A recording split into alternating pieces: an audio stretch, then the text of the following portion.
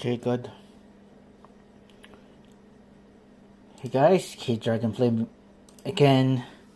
I got interrupted.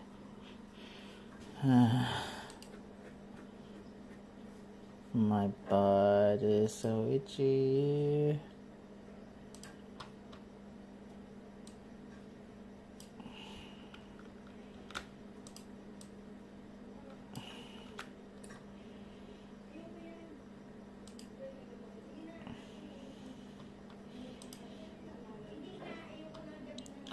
Shh.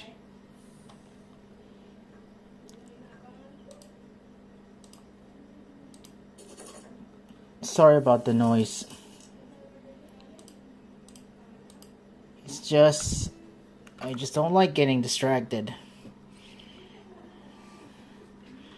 Okay, just hurry up. I just don't like getting distracted. Okay, just hurry up. By the way, ooh, Firefly related stuff. Oops. Yeah, 2.2, I'm gonna be pulling for Robin, and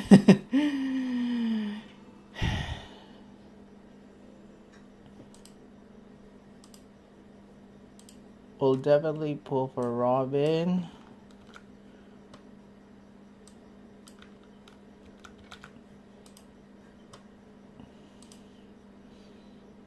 Then after Robin, Firefly and Sim.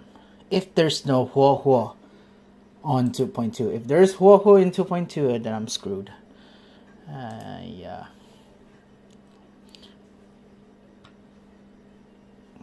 So I'm back again. It was halted. The stream was halted a while ago because of emergency. Apparently that my mom just accidentally dropped her bag from anywhere on the road. Luckily it was near at our house. I was so annoyed that, like, what the heck?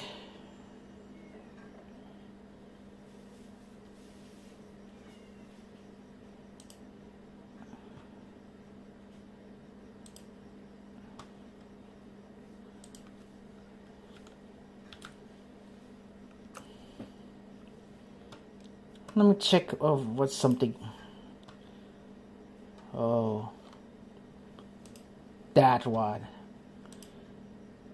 You know what? I'm literally going to be these backstabbers. Anyway. Wait, do I begin to sound like Arlecchino?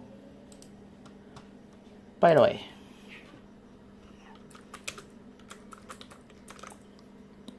Sorry, just picking up my nose.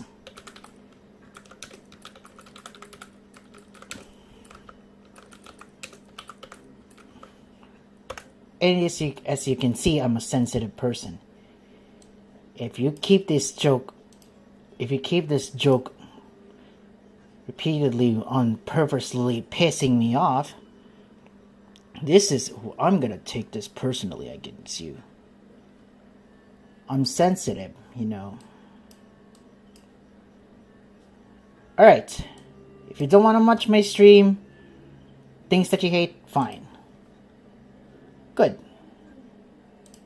Hey, at least tomorrow's Honkai Star special program, you're gonna be joining in, right? If not, sheesh. Anyway, sorry if I'm being sus. Anyway, let's go continue the Arlecchino Story Quest. Because of this inconvenient! Anyway, now let's see what we can do. Oh yeah, look for Arlecchino. Great. At least tomorrow we could see her XP, who's a rowdy cowboy and an actual Galaxy Ranger. Yeehaw! And he's gonna shoot Acheron. No! You're supposed to shoot the IPC. You hate the IPC, right? No. Anyway.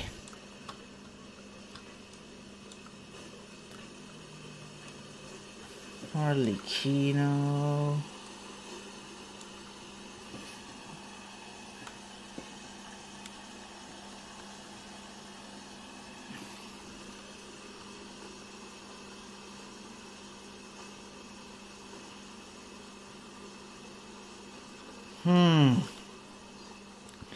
And then suddenly, wait a second. Is there any... Never mind.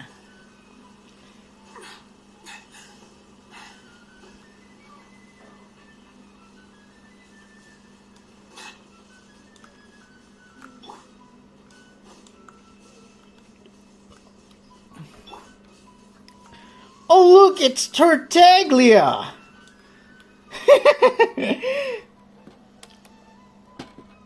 It's the knave and Tartaglia! Tartar sauce! Hey!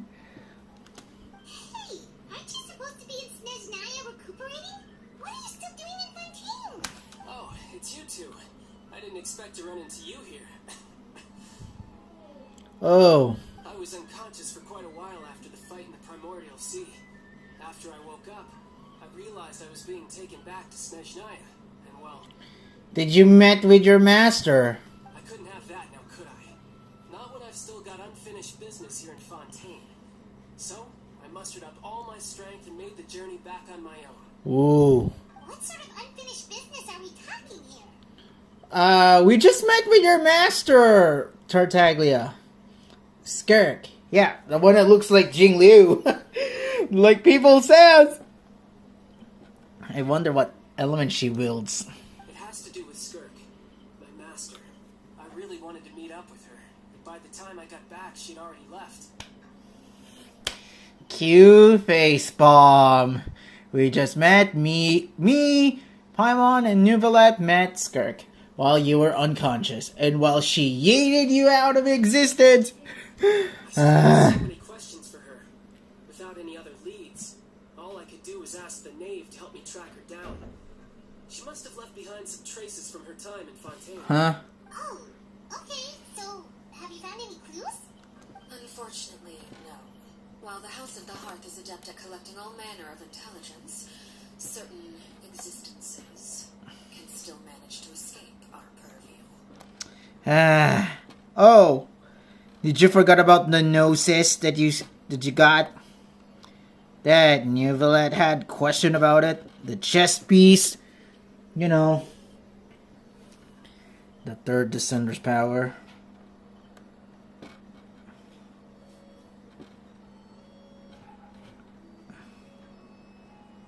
Okay. Basically, unless Master feels there's a need to meet with me, she's not going to be found. Oh. But that problem has an easy fix.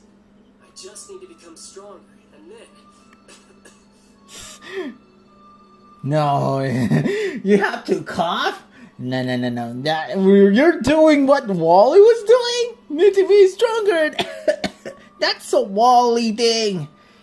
You gotta be Kieran. You gotta pull a Kieran, Tartaglia. Kieran! Like, stronger! And I'm gonna... Holy... What is that? I forgot because I just nailed that impersonation. Oh! Shin Revolver's live on Twitch. Go watch him. And yeah, he streams Pokemon Unite. And he's retired from making Genshin Impact vids, which is respectable. Originally, that Cloran was basically the original Fontaine character that he has interest in. And then once that Navia grows on him, like me, he pulled Navia. And yeah, he's retired. His Genshin journey is over. So, and I gotta say, I'm gonna be pulling for Clorand to give a tribute to Shin Revolver. Plus, yeah, she wields a gun. Anyway, let's continue this fiasco. I forgot that that impersonation of Kieran that I did when I my Pokemon Scarlet and Violet stream. Oh, it's like I can just beat you right here, right now. Yeah, like that. Paimon thinks you should focus on getting better first. Yeah. The worst of it is over. Really? It's all thanks to that one kid from the House of the Hearth. You got the poison! They didn't go down easy, let me tell you. Pain and chills all over. But they really did help speed up my recovery.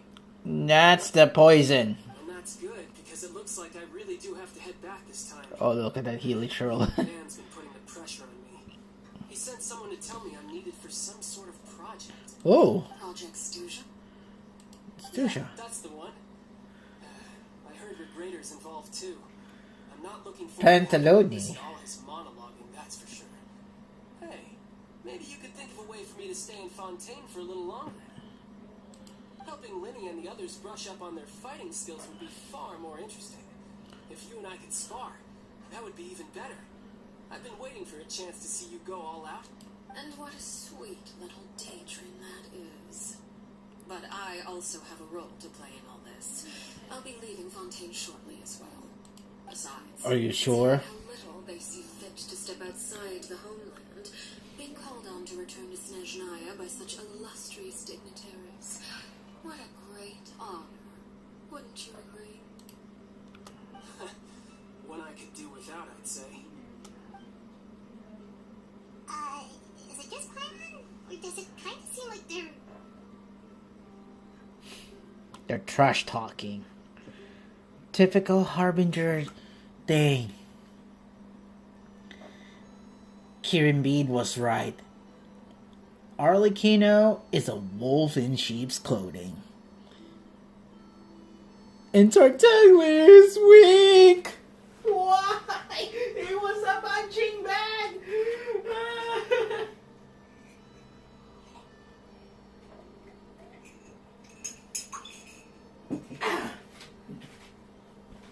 Whoop! So, dear guests of the House of the Hearth, to what do I owe the visit? Hmm? well, we just, What are you like? right. We're super close to Linny and the others, but we still don't know much about you. Is that so? Introductions have already been made, have they not? Oh, well, you see, there's only so much you can learn about someone from a short introduction. At least tell us something a little extra, like, why do you call yourself father? Good question. I'd also like to know. The fact that you have to ask tells me our intelligence work has been quite successful. Telling you the answer to that question would only serve to undermine that success. And we can't have that, now can we? Ooh. Spoken like a true diplomat. That was some expert sidestepping right there. Well, if there's nothing else, I think I'll take my leave. I still have a small matter to resolve at home. Wait, don't go!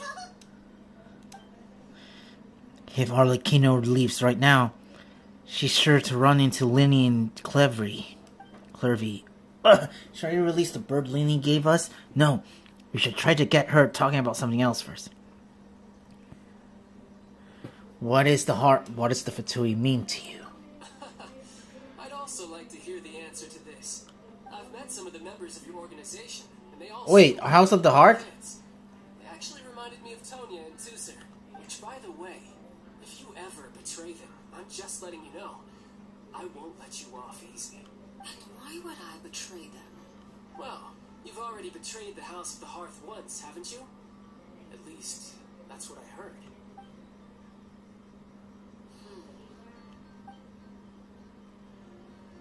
Okay, I admit.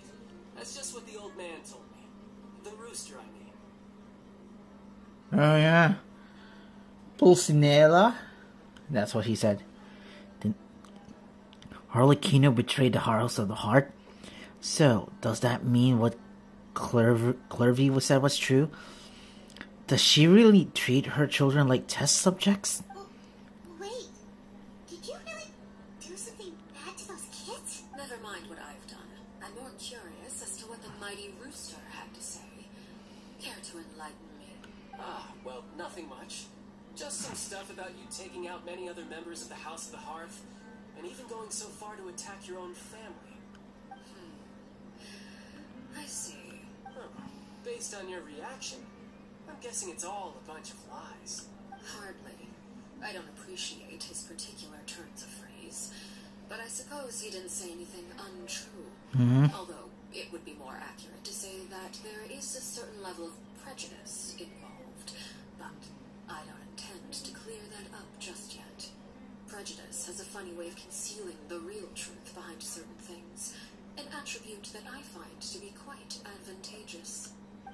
Call yourself a Fontanian, for example, and people will assume all sorts of things, when the real truth is that this is simply the land where I was raised. Huh? You're not actually from Fontaine? But then why did you try to help out with the prophecy and everything? Paimon, if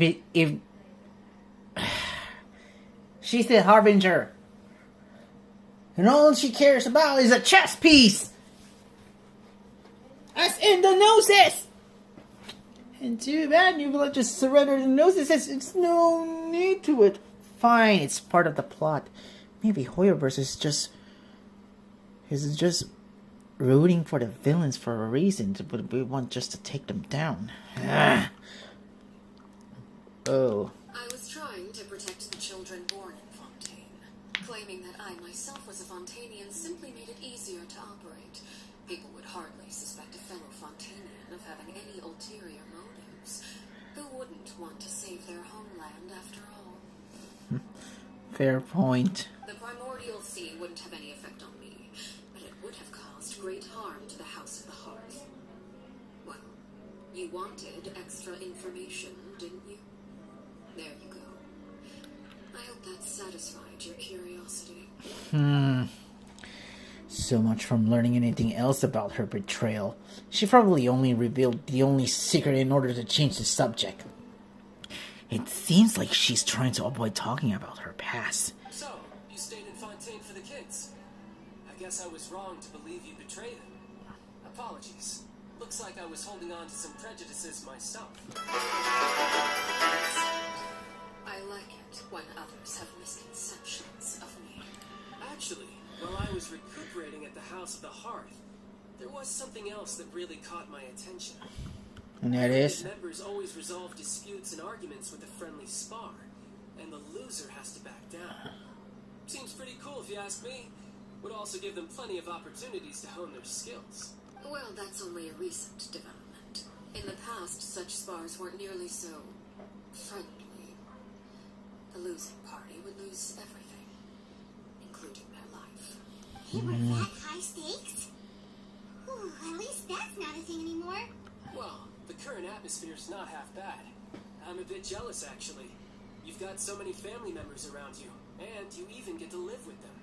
Having a lot of family around means dealing with a considerable amount of bickering and scheming. Once Tonya and Tusser enter their rebellious phase, I'm sure you'll understand. Just imagine. Tusser becomes obsessed with plucking out strands from the rooster's mustache, while Tonya decides to dye her hair 42 different colors. Okay. I get the picture. Get Toozer out of the subject, or else Mr. Cyclops will definitely be coming buff and shoot lasers at you. Well, would you look at the time? I should probably get going. Aww. Traveler, Paimon, I'm not sure where our paths will cross next, but the next time we run into each other, we should definitely try and find some time to spar. Yeah. Once we reach to Snesh Naya, I can definitely kick your ass. Again, maybe this is a conversation we can have when you look less like you're gonna kill over. Alright. Well, thanks for everything, Arlecchino. No thanks necessary. You also played a part in obtaining the Gnosis. I would say we can call ourselves even. I like the sound of that. Well, I'm off. See you all some other time. We should probably get going too. Do you want to head back with us? Oh, you want me to leave so soon? Oh, Well, you see, I'm rather enjoying the evening breeze. If you don't mind, I think I'll stick around for a bit. I have some things to think about. Apologies for not attending to you like a proper host. Please forgive this slight. I do hope you'll have a pleasant stay. I don't really expect you to treat us like a proper host. You don't sound like one.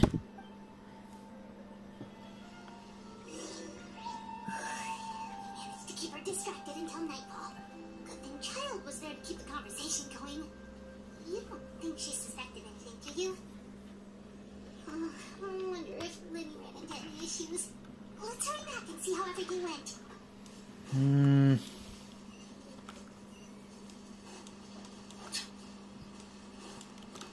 Poisson!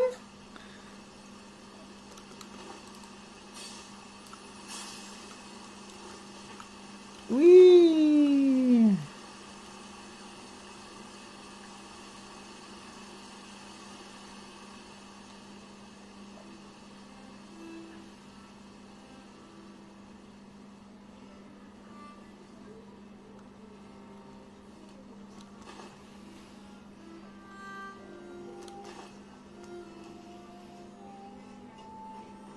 Hey, we're back. Liddy, how did everything go? Well, long story short, we ran into a small issue. Clairvy can't go into the sunlight. What do you mean? Everything was fine at first. She followed me up to the surface just like I told her.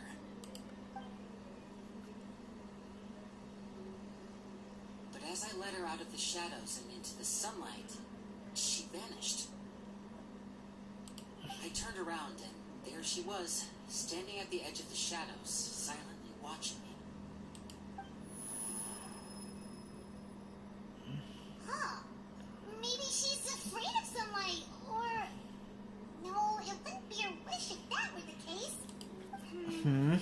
Well, we could always try pushing her into it. Not sure pushing works on a non-corporeal being. Oh, true. I've pretty much tried it all already. Nothing worked. Eventually, the sun went down, so all I could do was bring her back here. Oh. How did it go with you, Lynette? Good. I've got the list. It's right here. Really? Well, what are we waiting for? Let's take a look.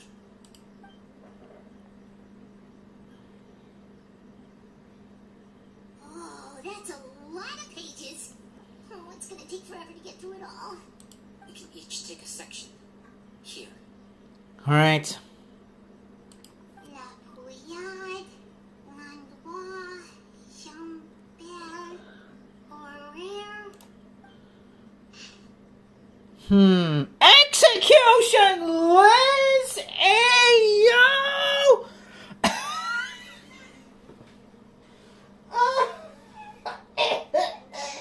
What the heck?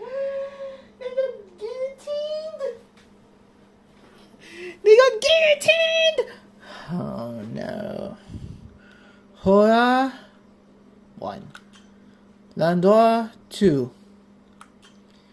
La Fouad. Sorry if I'm slandering some French. Sorry. Oh, and for Jambal. Jambel. Oh, yikes. Sorry. That Horaire guy has a huge scar on his face. He's kind of giving Paimon the creeps. Ah, I've met him before. The scar is from an injury he received during a mission. I still remember him joking with me about it.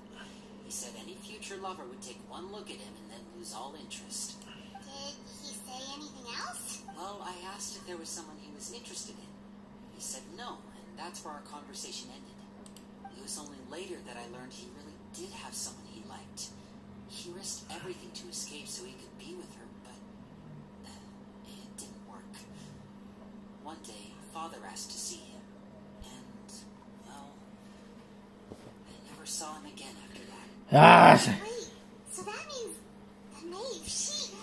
It may seem cruel, but it's just one of the rules of the house. Betrayal is not to be taken as me please. So if you do try to leave, pay with your life. Oh no. Her name's not here, huh? Well, that's not too surprising. It doesn't seem like this list is complete. It only contains records dating back around 5 years. 5 years? Let's shift our attention then. Fremine, were you able to find anything out? Oh.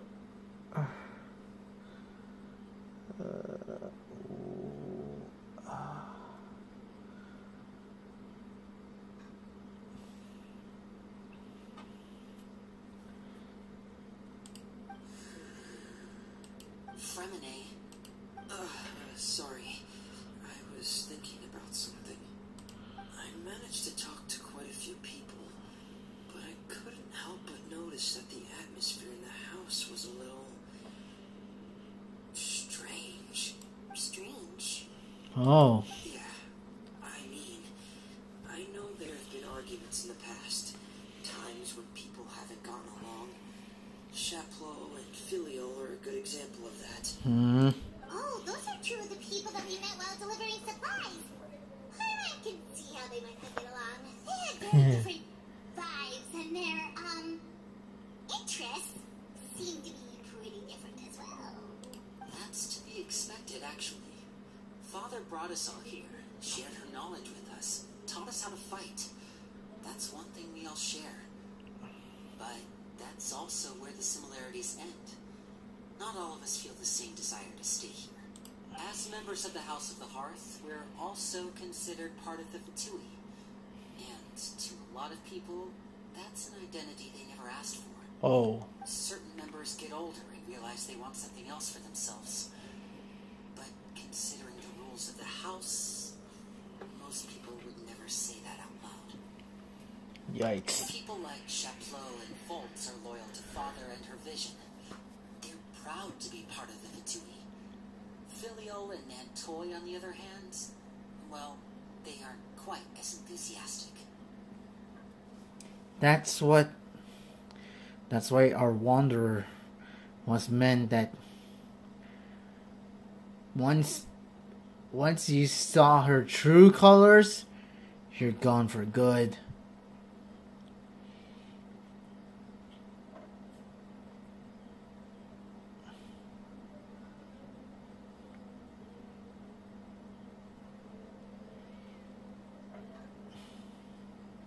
As in, yeah, a wolf in sheep's clothing. These kinds of conflicts have always been there.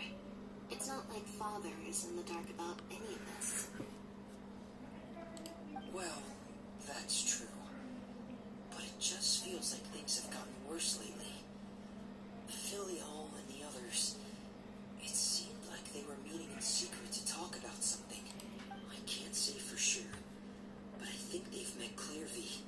You think she's been inciting them to act out? No, not exactly. But I wouldn't be surprised if she said something to them about the darkness in the house and how deep it runs. Oh. She's told me about it before. Experiments being run on children. People being used as pawns on the battlefield without so much as the strength to survive. And they just believed all that? Without any evidence? These words probably gave them the excuse they were looking for. Whether they actually believe them to be true is secondary. Ooh. This is all because of Project Stuja, isn't it? Huh? Whoa, hold on a second. What's this Project Stuja all about, huh? This is the second time it's come up now. Yeah. But I'm not sure of the details either. I only know what Father has told us, which is that it's something the Rooster and Regrader have been working on together. Apparently, it has to do with the Fatui's strategic plan for the future. Oh. Because the House of the Hearth was so successful in obtaining the Gnosis, we now have the honor of playing a key role in Project Stuja. Wait, but isn't that a good thing? Key role is just another way of saying dangerous role. To us, the whole thing is an inconvenience. Father thinks so too, but she's in no position to refuse. Their plan isn't exactly unreasonable, and they've been funneling the house a lot of funding. It's just that we'll lose a lot of members in the process. Participating in the plan, it's an honor in name only. What they're really trying to do is subdue us. The existence of an intelligence organization outside their control makes them feel uneasy. Looks like the Fatui are planning something big, but given how little Lily and the others seems to know about it, I probably won't be able to learn much. I should keep a sharp eye out during any future dealings with the Fatui to see what I can learn. Yeah, especially on Ding Ding Ding in Natland, dragons clashing against Capitano. Okay, so complicated top secret Fatui business aside, what does all of this have to do with the conflicts you were talking about earlier? Paimon doesn't get the connection. External pressure has a way of exacerbating internal strife. You can't overlook the power of fear either. People are afraid of dying. And that fear is often the impetus for a lot of stupid decisions. I thought resolving the Clairvy situation would make everything go back to normal. But it looks like things are more complicated than I thought. If we leave Filial and the others to their own devices, sooner or later, Father will be forced to take action. Oh. We can only focus on one situation at a time, brother. You're right. Even if we confront Filial and the others, it won't do any good. It might even make matters worse. We should focus on Clairvy for now. Well, it's getting late. We should head back and get some rest. We'll try again first thing tomorrow. Okay. You stick with me this time. Fremine, keep a close eye on Filial and the others. Make sure they don't do anything they'll regret. Good work today, everyone. Have a good night, and I'll see you tomorrow. Then suddenly, Arlecchino's eavesdropping in the scenes or any other children. Oh. While doing the story quest, we can. Anyway, let's go get our commissions, our rewards, shall we? I almost forgot about that. Then we can convert our resin for the next grinds. You know, chlorine.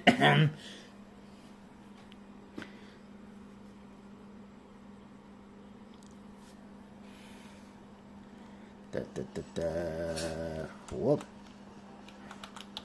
Hey, Catherine. Can I dispatch us? Despacho! Ad Astra. Thank you for coming. Then, what do we get?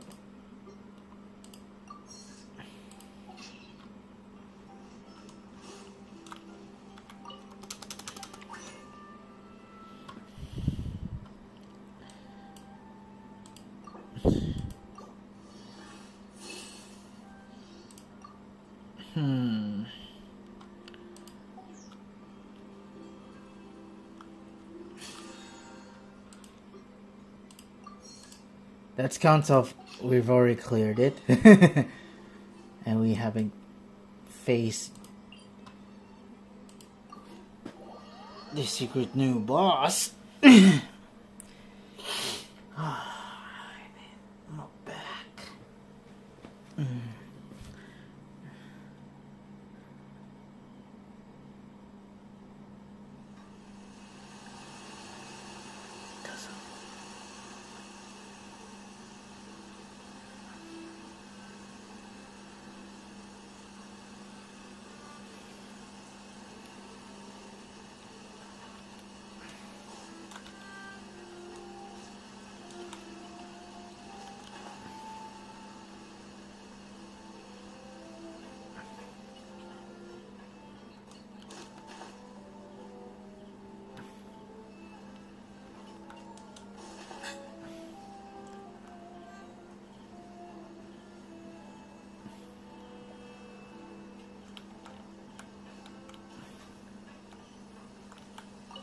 Let's have a rest. Ding, ding, ding, ding, ding. Ah. I'm always looking forward to an early night when she can't sleep at all. Same. Hey, you don't think the Knave will be too angry with Lenny and everyone if she finds out about all this, do you? She's even scary when she smiles. If she were to actually get angry... You have to protect Paimon if that happens, okay, Traveler? You can just hide behind me. Trust is effort, Traveler. Look over there. Clervy? Quick, let's catch up with her before anyone sees.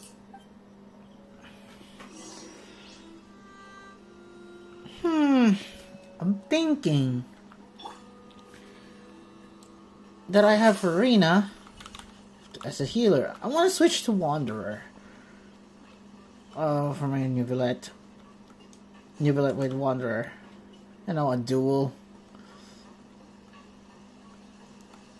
Because I haven't been using him for a long time, since for a while, because Nubilette occurs. You see. Wait, what? Kirby's over there. Ah, sheesh kebab.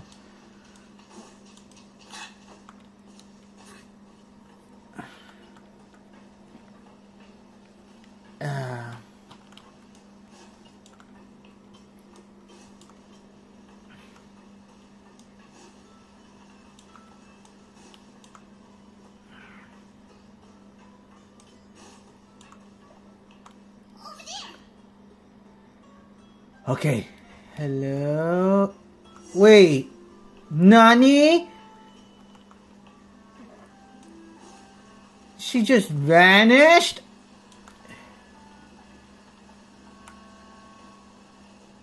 Oh, where is she going? Oh, if someone sees her, we're toast. Ah! She's definitely a ghost. Secret passage!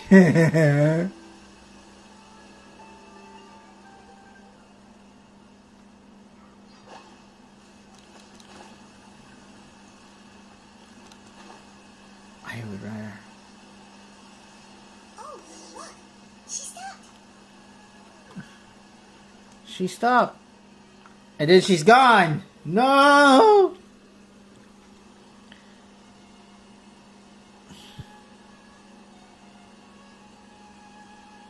Clearly.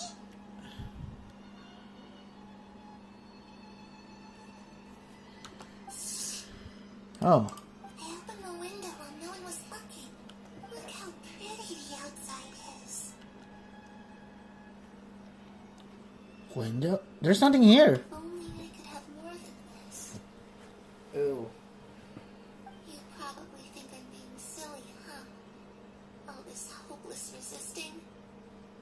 It's better to dream of what I could have than try to make it a reality, right? Please, help us get on the same page here, Clearly. We need you to tell us what you know. Can you do that? Sure. Although, after you hear all this, I think you might regret that decision. Everyone in this family is nothing more than a tool. Something to be used and exploited. We're all expendable. Including me. As long as you're useful, you get to stick around. Lose your value. You're handed over to the doctor, experimented on, Dotori. and given a fate worse than death. I've seen it happen again and again. And I've had enough. You're saying the Knave did all that? It's just, that doesn't seem like something she would do. She's scary and all, but it seems like even she has lines she wouldn't cross. I knew you wouldn't believe me. Everyone thinks she's a good person. They all think of her like a real mother. Huh? Mother? Mother? But she doesn't deserve that title. She's disgraced it and tarnished it. And if I had things my way, I'd never see her again. If only Perry were here, she'd understand. Harry. There's that name again. Also, Paimon's getting a strange feeling. It almost feels like she's not really here with us. Paimon can't tell if she's actually talking to us or if she's mistaken us for someone else. She's a spirit. It could be anything. Well, in any case, it seems like she really needs someone to talk to. We should keep her company for a little longer. She looks so young. But it seems like she's been through a lot. It's getting windy. I should close the window. Ooh, look at the moon. Isn't it pretty? Hey, wanna hear a secret? I heard that if you look up at the night sky in Shvershnaya, you can see the aurora. It's supposed to be super pretty. Even prettier than the moon tonight. I'd love to see it. Perry and I promised each other that once we're older, we're gonna go see it together. But I can't find her. I'm worried she's also been... No, that wouldn't happen to her. She's special. Mother likes her a lot. I should really go talk to Mother, but we just fought. She doesn't want to see me, and I'm too scared to face her. What should I do? Oh.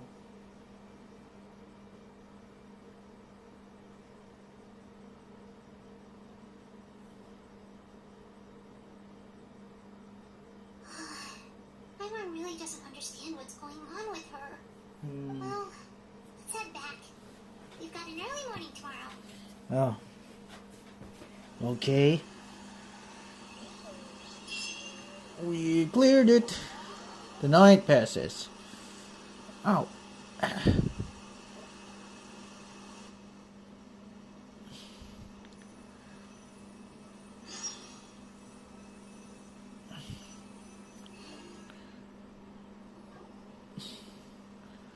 Alright, looks like we're all here. Let's go ahead with the plan.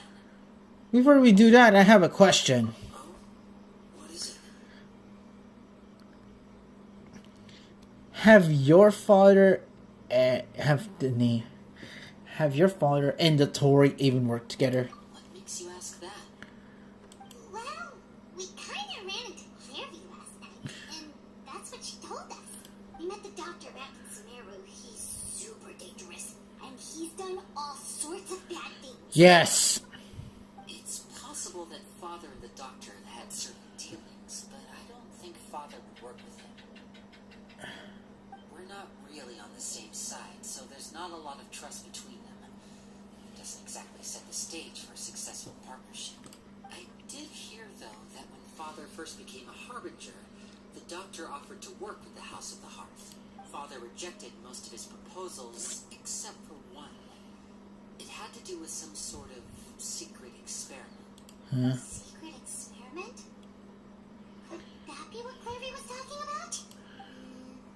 I don't think so. I don't know any details about the experiment itself, but I do know it's an entirely independent operation. The Doctor only proposed a direction for the research. That was the extent of his involvement. I still don't think that counts as working together. Oh. The details of the experiment are confidential, but complete records are kept on all participants. That doesn't seem to be the case with the situation Clairvy referred to. I know you don't agree with some of the Vitui's methods, and I'm not asking you to. But I am asking you to trust us on this. The House of the Hearth has its own principles. There are certain lines we're not willing to cross. Alright, that's good to hear at least. Yeah. Clairvy seems to think the Knave and the Doctor worked together to do something horrible. If that turned out to be true, Paimon doesn't know how we would even face you guys. It's just that it doesn't seem like Clairvy is lying either. The easiest thing to do would be just ask the Knave directly, but Paimon doesn't think she'd tell us. Stick to the plan. Father didn't come back last night. She's probably still near the shore. We'll be counting on you to distract her. Huh? Lynette, you're with me. Fremine, you know what to do. Be on your guard, everyone. Alright, let's get to it. Or maybe one of your brothers just is eavesdropping us, and they know our plan. Like, great.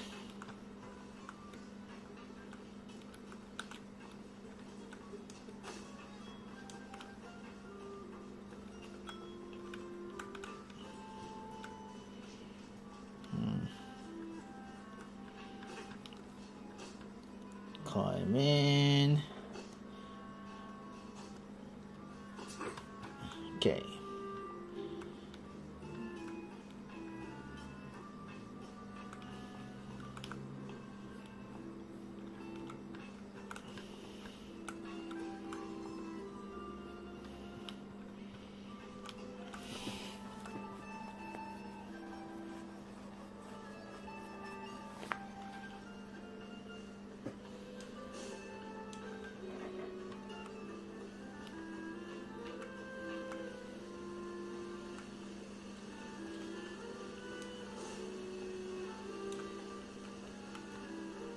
Mm-hmm.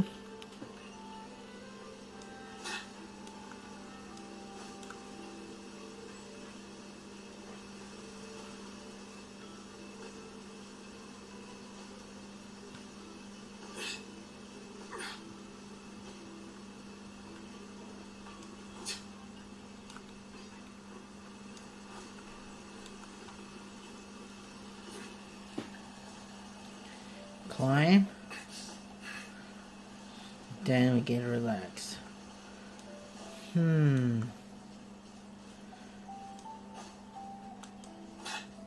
Let's go approach to her. And something, and she's there. Uh-oh.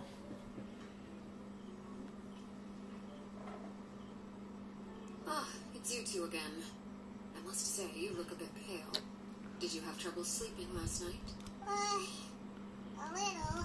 Perhaps if you had less on your mind, you'd be able to absolve yourself of such troubles. So what are you planning to do now? Catch up on some sleep? Or should I give you some time to rack your brain for a topic to discuss before I ask any questions? Although I must profess to be curious. Without child here, how do you plan on distracting me? Us? Distract you? She already knows! We were just here for a chat. Looks like you could have used some extra time to think. No matter. If you don't have any other plans, why don't you accompany me somewhere? Don't worry. I'll be sure to steer clear of any scheming children. The ocean breeze is sure nice today. You knew? Children always think they can hide things from the grown-ups. But nothing gets past me. Least of all a little scheming. I think I'll let them have at it for a little longer. I can be very patient. Well, I'll leave you to think things over. If you're so inclined, meet me outside the Palais Mimonia. Good things come to children who do as they're told. So I do hope you decide to tag along. If only for your friends' sakes. What should we do? She clearly knows about everything we've been doing, and Paimon doesn't think it'd be a stretch to say she was threatening us just now. Release the pigeon.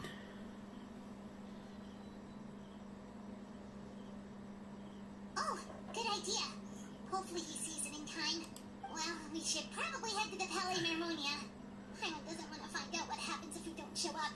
Based on what the knave was saying just now, it sure didn't seem like it'd be anything good.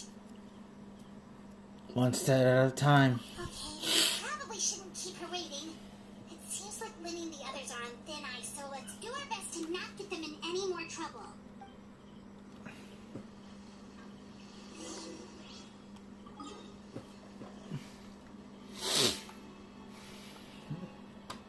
Palais Memoria.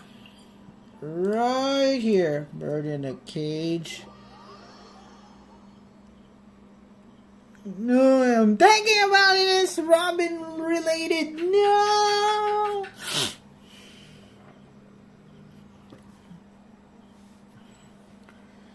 Okay.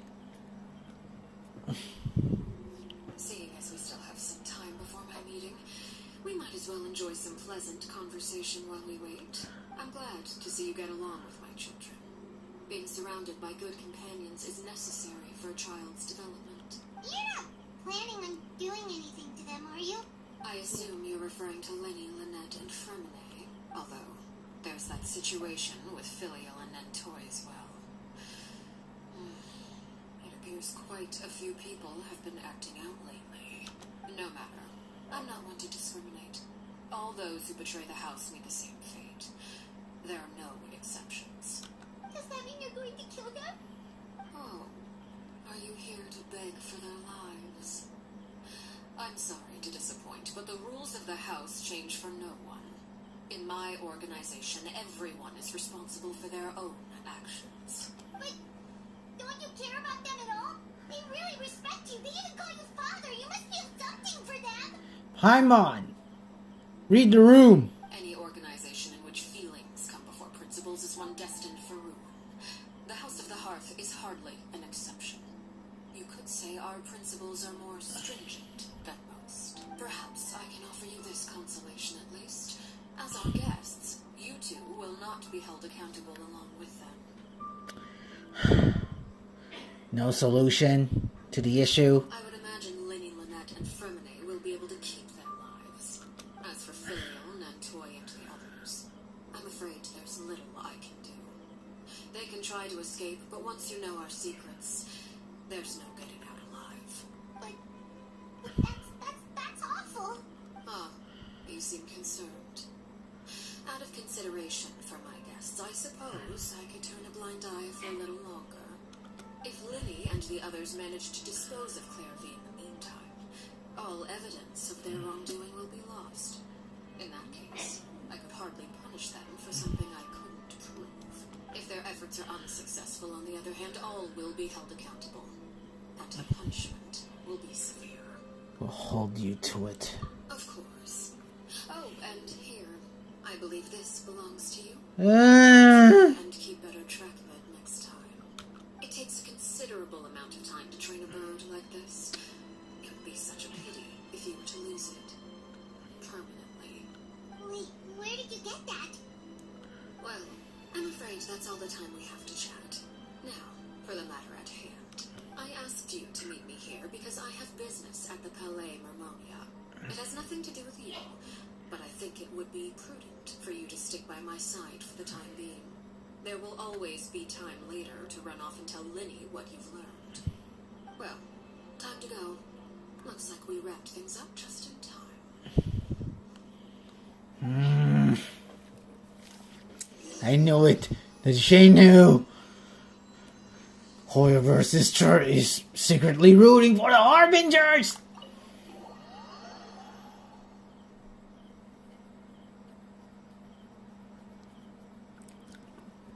And tomorrow I have work.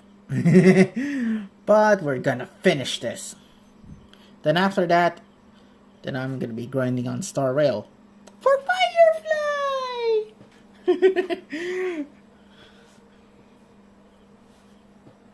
You know this as usual. I haven't done any quests there, missions there. Even here in Genshin, I ain't never done any quests.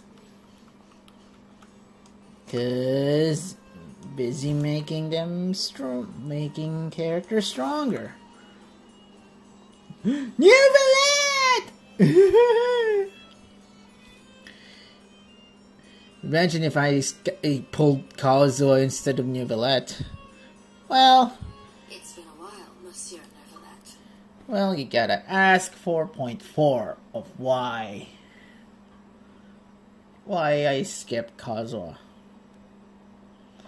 Fine, if he's gonna be in any banner, cool. If he's gonna be on a Chronicle one, then shoot. But hey, maybe after Cloran, it's gonna be the Archons now.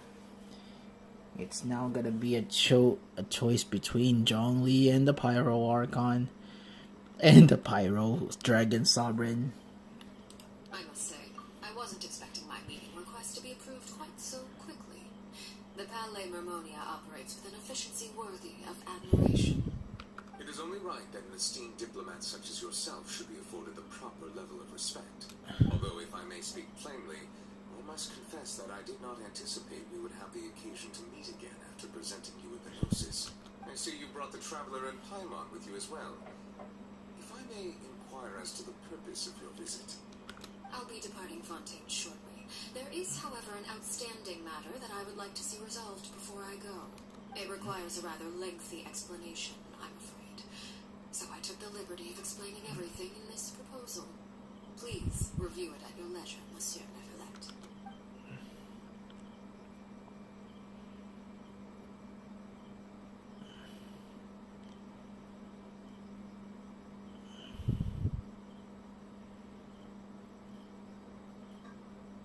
Okay, let's take a rest.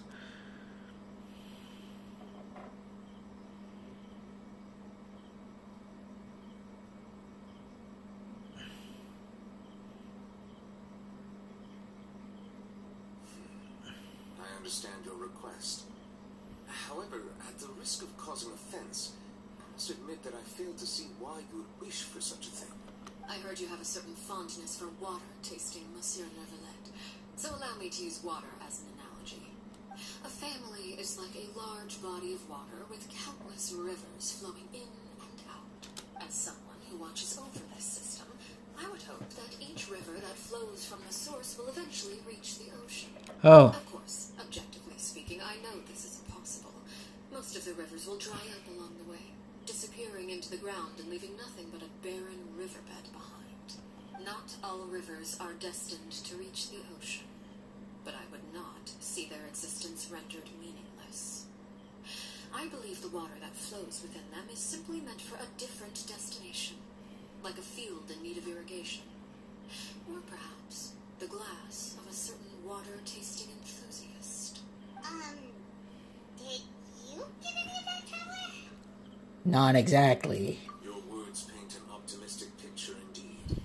Allow me to remind you, however, few among us are willing to sip from a glass filled with tainted water. It may have been tainted at one point in time, but not to worry. I'll make sure it's drained of all impurities and returned to its cleanest form. Ooh. I seem to recall there being a transactional aspect to your proposal. Perhaps you could expound on that? If you accept my proposal, Monsieur Neverlet, I will gradually withdraw my forces from Fontaine, and, unless absolutely necessary, I will no longer carry out any special missions within Fontaine. I presume I can take your words to mean that, in the future, cases similar to the Tartuffe assassination will cease to cross my desk? Tartuffe? Ah, that thief who embezzled funds from all those charities, you mean?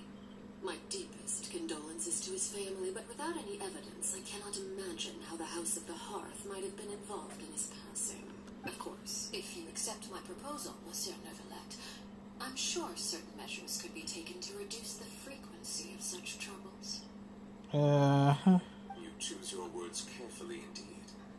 In that case, I'm inclined to accept your proposal. My thanks for your generosity, Monsieur Neverlet. Well, with that settled, we should be going now. I took the liberty of bringing along 2 bottles of spring water from Snezhnaya for you to enjoy. I do hope I get the chance to hear your impressions. Perhaps at our next meeting, yes? Water from Shashnaya. And is it too cold? Oh wait, they will make it better. It's like a very cool minty feeling. I wonder what's gonna be the taste for Natlin. Indeed. I trust you would not overlook your commitment in the meantime. All right, Traveler Paimon. Time to go.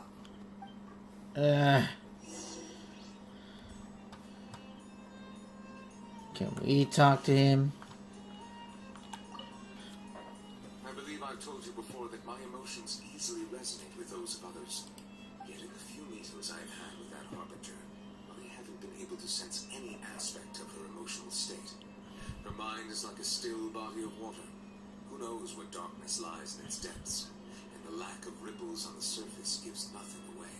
It's unclear whether this is her natural state of being, or whether it's an incredible strength of will that gives her the ability to master her emotions.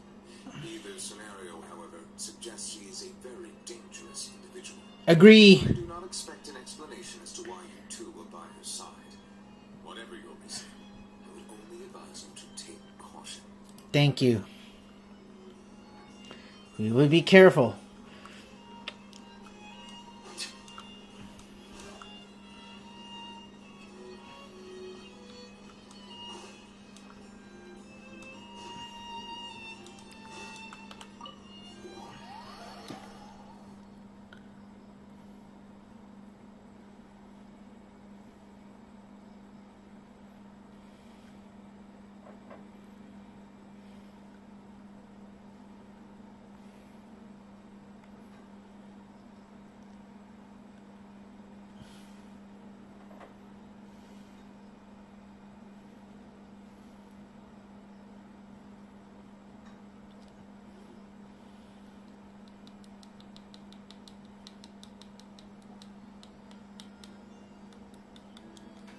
So, what exactly were you talking about back there?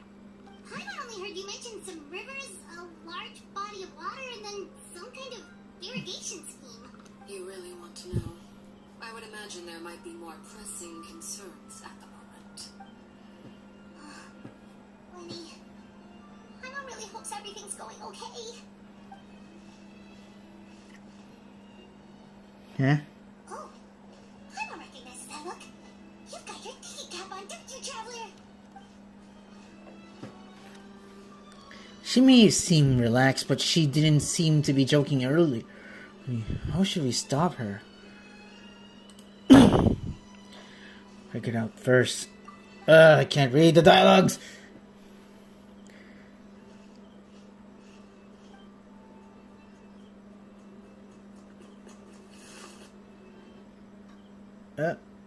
Who's gonna bump onto us? Ow! Oh, shoot. Are you alright? Oh, jeez. I'm so sorry. I was so focused on selling these papers, I wasn't looking where I was going. I also wasn't paying attention. Well, let me make it up to you at least.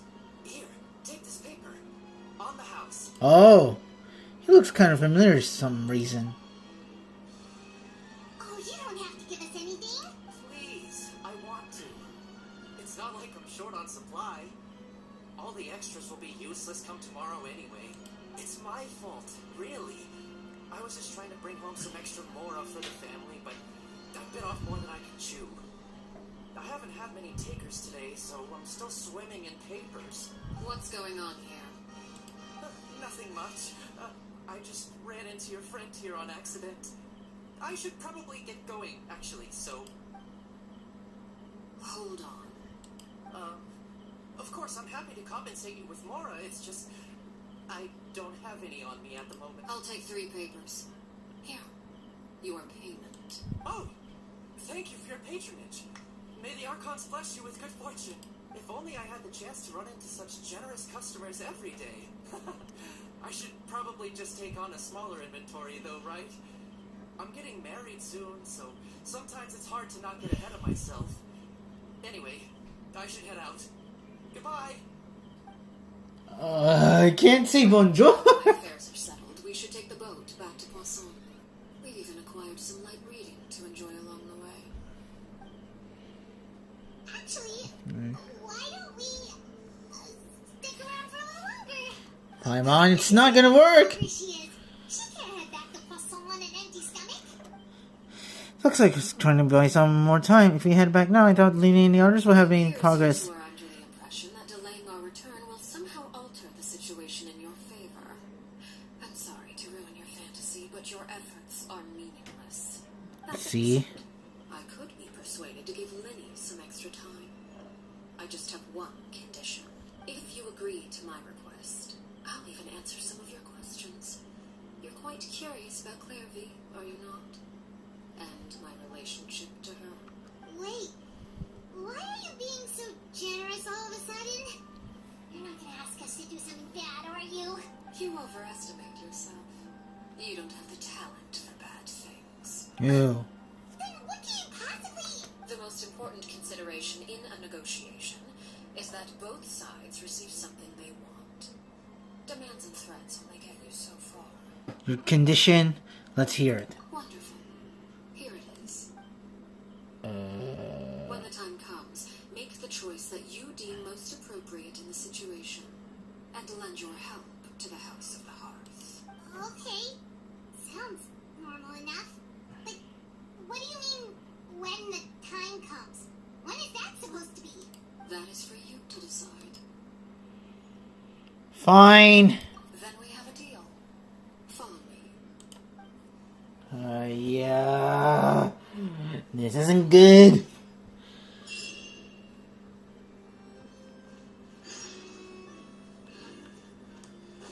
To the nameless ruins. Over there, huh?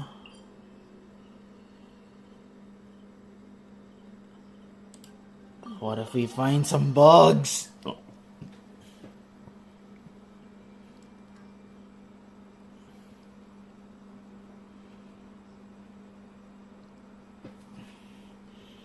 Let me check on the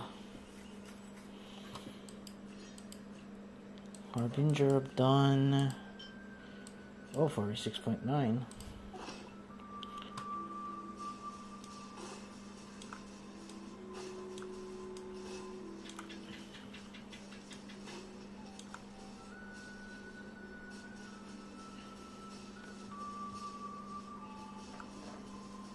Better not distract the enemies, or we'll be dead meat during the battle. For the incoming battle. That is.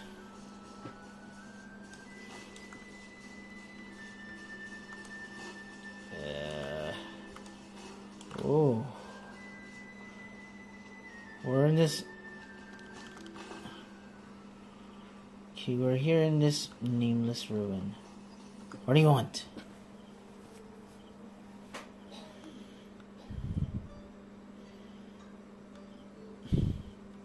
What is this place? Somewhere long forgotten by everyone. It used to be a grand building. Now it's nothing more than a pile of rubble. No one comes here anymore, nor does anyone care about what once happened here. Although, this place does have something to do with the story I'm about to tell you. It was before I became a Harbinger, and before Linny and the others joined the House of the Hearth. Due to certain events, I first killed Clairvy and then her mother.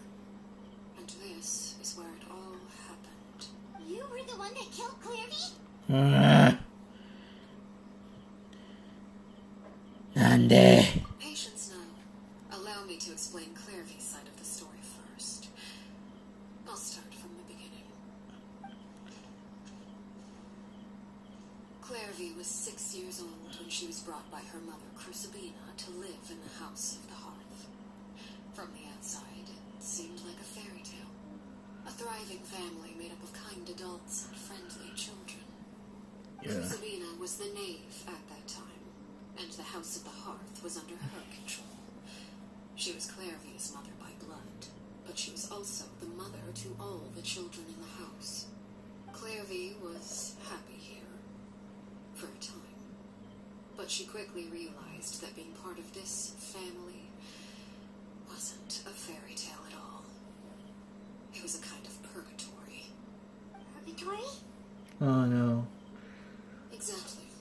The House of the Hearth takes in war orphans from all over Tibet, but as for how to raise them, that depends entirely on the person in charge. Crucibina came up with a novel idea.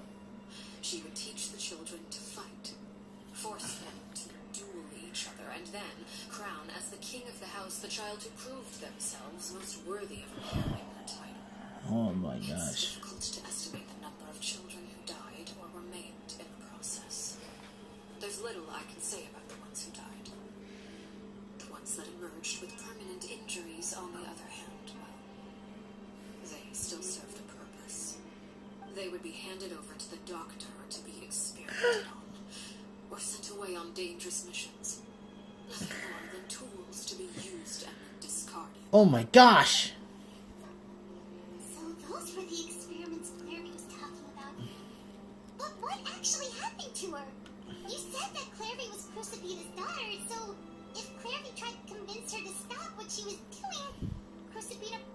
probably would have listened, right? Despite being Clairvy's mother, Crucibina cared little for her daughter. She forced Clairvy to join the House of the Hearth only as a means to demonstrate her own impartiality as a mother, to prove that she treated all her children equally. Clairvy did try to convince her mother to change her ways, but it was to no avail. After her efforts failed, the only other option was to rise up and try to fight back. Unfortunately, the other children had already been thoroughly indoctrinated into the illusion of happiness Crucibina had created. Of course, there was one exception. Someone Clairvy's age who knew the truth about the House of the Hearth. Her name was Peraware. Perry? Wait, the friend that Clairvy mentioned? Friend, huh? I suppose we can call her that for now. Clairvy was a cheerful and passionate person with a tenacious spirit. Peraware, on the other hand, was rather cold-blooded. That means Her you. cold-blooded nature allowed her to see through Crucibina's facade. Yet, it was also this cold-bloodedness that prevented her from acting against it. At least at first. While Clairvy longed for freedom, Peraware was convinced that, amid all the fighting and violence, she would make it until the end. Despite their differences, the two became fast friends, united by their knowledge of the truth. Clairvy told Peraware that she hoped to create a real family, where no one would be killed or sacrificed. There may have been a certain naivete to her ideas, but Clairvy proved her determination many times over. She tried countless times to run away, ask for help, or expose the truth. But her efforts only earned her beating after beating. The only thing that kept her going was her strength of will. Even with her body racked with pain, she would still stand on her tiptoes and open the window at night. She and Peraware would look out at the moon together, a fierce longing for freedom shining in her eyes. But one day that light simply vanished. Oh. What happened? Her hopelessness resulted from a culmination of things. 10 years had passed. 10 years worth of failure after failure. She and Peraware weren't children anymore, but finding any chance to escape still seemed as hopeless as ever. It was during this time that Peraware suggested a new plan. If escaping was out of the question, why not take down the very person sitting on top of this throne of lies? Mother herself. Clairvy rejected that proposal. She claimed that, as a famous harbinger, Crucibina possessed an unimaginable amount of power. Trying to kill her would have an incredibly low chance of success. Clairvy never gave another reason, but Peraware could see it written all over her face. Clairvy still thought of Crucibina as her mother. Killing her own flesh and blood was a line she couldn't bring herself to cross. Oh. If she couldn't escape and fight back, then only one option remained. Shini. Death. Precisely. Death was the only way that she felt she could be free. It happened during a duel. When she arrived at the dueling ring that day, her partner turned out to be none other than Peraware. The very person that had stood by her side all those years. It was a fierce battle. But ultimately, Clairvy decided to let Peraware end her life. From that moment on, Paraware's journey was one written in flames. When the rain finally came and washed it all away, there she stood, the sole victor in Mother's endless game of slaughter. A trail of corpses strewn across her path to success. It was the very result she had predicted 10 years prior. Even then, she believed she would make it until the end. She wasn't surprised by the fact that she emerged as Mother's undisputed heir. Rather, her success left her with an inexplicable sense of restlessness. She was unsettled. And there was only one thing that could quell that sensation. Perhaps you two would like to take a guess as to what it was. Killing the person at the very top. Crucibina, you mean? But... is where Peruware killed her best friend. A mere year later, this is also the place where she fought tooth and nail to kill the mother they shared. Oh boy. When she acted, any conception of what was right or wrong ceased to matter. It's one of the principles of the house. Only those who survive get to write the rules. Peruware won the battle and became a harbinger herself. After which Her Majesty, the Tsaritsa, bestowed upon her a new name. Arlecchino. That's you! Harry Clarby was talking about. It was you all along. You're Peruware. Arlecchino is just a name you got later. This was your story just as much as Clairvy's. I left that name behind long ago. I must say, hearing it now does bring back memories. After I defeated Crucibina, the moniker of Mother died with her. I chose to forego the title she called herself and even chose to give up my own name. I rebuilt the House of the Hearth under a new identity. Not only as Arlecchino, but as father. And that is where the story ends. Any more questions? The Clairvy we met though, who is she exactly? A spy?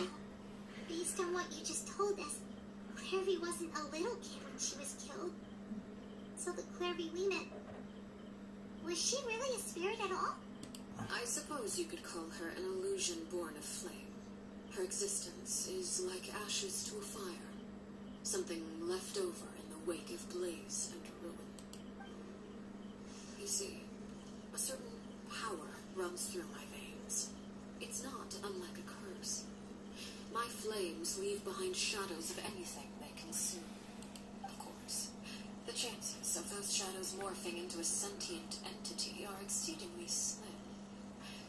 Clarvy is a very special case. Clarvy died when she was 16 years old, but what emerged from the flames was her 6-year-old self. Her appearance wasn't the only thing affected. Most of her memories were lost to the blaze as well. Memory is a mysterious thing indeed. Losing a portion of your memories will alter your sense of self. Lose 10 years worth, however, and it would be like living in the past. Returning to a version of yourself that never grew up. Oof. No wonder Paimon got such a weird feeling when we were talking to her. Perhaps I should put it this way. Clarvy is someone trapped in time. It may seem like she exists with us in the present, but she truly lives in the confines of her own past. So if all of that is true, then you must have known about Clarvy for a long time. Indeed. She's a rather volatile and unstable entity. Sometimes she would look after the children. She's even saved some of their lives. But other times, she would hide from me and become obsessed with revealing the truth about the house to anyone who will listen. Shadows don't have the capacity to learn or grow. Any new information they encounter is quickly forgotten over time. Your attempts to expose Clarvy to sunlight. They failed, yes. The reason is actually quite simple. In Clarvy's mind, the house is impossible to escape. And it is this very perception that traps her there. But no matter. All I have to do is kill her again, and all will be resolved. I don't anticipate so much as a single speck of ash will be left behind this time. Wait! I can understand why you might want her gone, but isn't there another way? So when she's trapped in her 6-year-old self, she's still your friend? At least talk to her first? Yeah. For that. She broke the rules, and now she must be punished. That goes for Filial and Mentoy as well. She's had quite the effect on them. I hope you understand. The difference between Crucibina and myself lies in our formulation of the rules, not our policy for enforcing them. Upholding the rules without question is a trait we both share, because that is how a household should be run. Is this really what you want to do? don't know what to say a proper goodbye at least. Whether as a killer or as a father, there are two things that must be avoided at all costs. Anger and sorrow. Anger makes you impulsive. Sorrow causes you to waver. Well, it appears it's about time to proceed. Before we arrived, I told some of my well-behaved children to bring our troublemakers here by nightfall. I do believe I've kept my end of the deal. I gave your friends quite a bit more time. As for what happens now, we'll just have to wait and see. Huh? Hey, it's a bug! Here they are, Father. You gonna execute him? Seeing something like that would actually be a first for me. Lenny! Clearby! I'm sorry. I heard about how you helped buy us more time, but I still failed. I couldn't find a way to fulfill her wish. Huh? Are you... Harry? Indeed, it's been a while, Clairvy. Harry! Shh, stay right there. I'm sorry to postpone our reunion, but first I believe certain scores need settling. Oh, score, huh?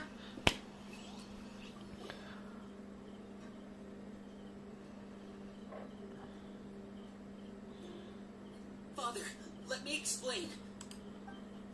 Out of my way. Father! You chose to conceal a threat to the house, and for that, you must be punished. Overall, however, I suppose your wrongdoing is hardly the most egregious of the bunch, so I'll deal with your punishments later. As for right now, the more pressing concerns are the traitors among us. By traitors? Do you mean us? Father, let me explain. We didn't mean to... Fultz, why don't you share what you heard? Yes, Father. Secret Midnight Meeting number 3. Participants, Filial, Nantoy, Sato, Toddy. Nantoy clearly said, if only Father wasn't the one who took us in. Sato added, I'm sick of this life. I just want to live as a normal person. Filial was the worst of them all. She called us crazies and said a bunch of mean things about Father. I did not! You're lying! Fultz is trying to frame us. It's not like I'm the only one who heard those things. After that, you and Toddy and a bunch of other people started talking about Clairvy. You were using all those things Clairvy brought up as an excuse to question Father. We're birds locked in a cage. The only way out is to destroy it. That's what you said, wasn't it? You just want me gone, don't you? What did I ever do to you, huh? And you, Sheplo, have you forgotten who stood by your sickbed, watched over you, and changed your dressings? Come on, let's hear it then. What's your reason for all this? You're wrong, Filial. We don't want you to die. You're our family. Liar. You wouldn't be doing this if that were the case. So why? Why have you backed us into a corner? We all live in the House of the Hearth. You know the type of work we do, Filial. A single betrayal can cost dozens of us our lives. It's not like it's never happened before. That kind of thing is hard to forget. That's why the House of the Hearth cannot tolerate any form of betrayal. Ever since we came to Poisson, you've had 7 secret meetings. A lot of the things you talked about really crossed the line. You've been spying on us for half a month? Wait a second. Now that I think about it, the move to Poisson was just a way to make it easier to spy on us, wasn't it? Because we were all in one place. You've had this planned all along. Filial, Nantoy, I'm sorry. I owe you both my life. I owe Clairvy too. If it weren't for all your help after I got poisoned, I wouldn't be standing here today. If this were any other situation, I would do anything to repay that kindness, even if it cost me my life. But rules are rules. I'm Yikes. sorry. My hands are tied. Why? Why? That's enough, Filial. We made a mistake, and we should own up to it. We broke the rules. Plain and simple. Now we have to face the consequences. I'm sorry, Chaplot. Fultz. I'm sorry, Father. We accept our punishment. Chaplot, according to the rules of the House of the Hearth, how should these traitors be punished? All those who betray the house pay with their lives. And so it shall be.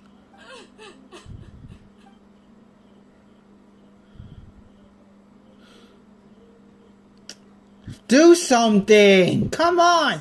Please wait! Something you want to say, Linny? Please reconsider, Father.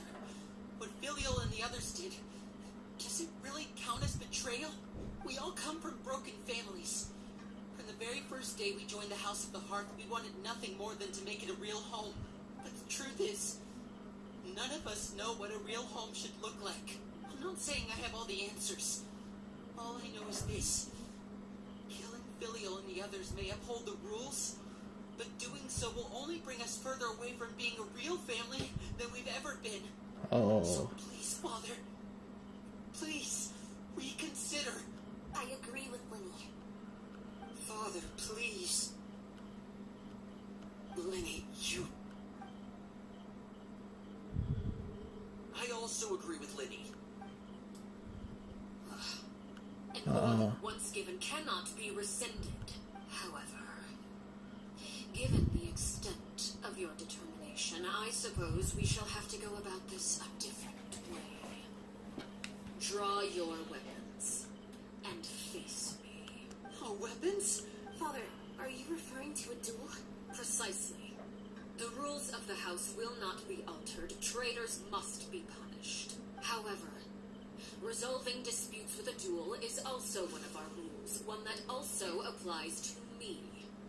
Demonstrate a sufficient showing of strength, and I shall offer a concession. Wait. Beat Father duel? Impossible. Father is way too strong, even for Lenny. Uh-oh.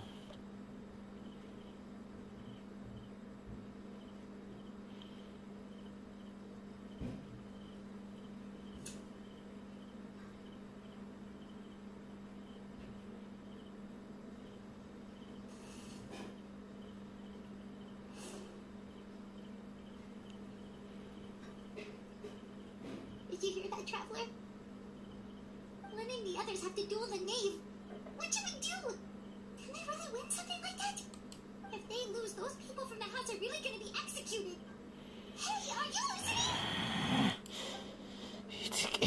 Is executing them really what she wants? Don't you want to say a proper goodbye at least? Anger makes you impulsive. Sorrow causes you to waver. Back then, she never actually answered my question. But that makes the answer pretty obvious, doesn't it? Looking at that expression on her face, she seems really serious about this.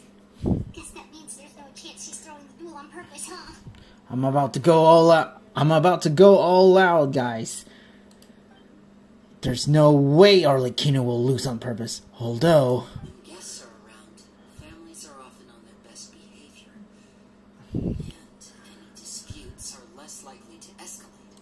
When the time comes, make the choice that you deem most appropriate in the situation, and lend your help to the House of the Hearth. What's wrong, Traveler? Hey, where are you going? Traveler? I'd like to see for myself what the Fort of the Fatui Harbingers can do. You're asking to join the duel against the knave? If that's okay. I'll allow it. We do have a ready-made dueling ring at our disposal, after all. All I would advise is this. Keep a firm grasp on your weapon, and give it your all. Any less, and you may just lose your life. Oh, you don't know what you're talking about.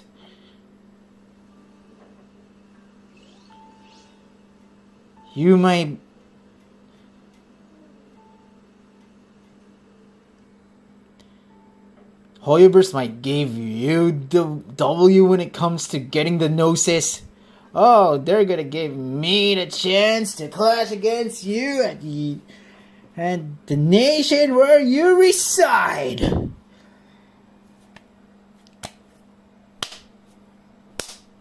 You can see that I'm pumping my fist like what I did during my battle against Kieran. I'm waiting for this. I feel totally pumped. Alright then, Arlecchino.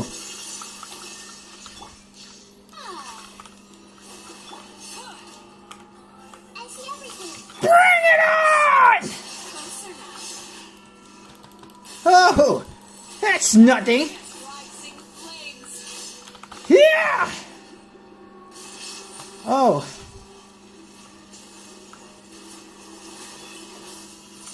Is it my turn now? Nope. You could say that. But... It's even stronger than I expected. Now that's more like it. These rising flames. I only use Farina as a healer. Closer now. How about you go closer? Nope.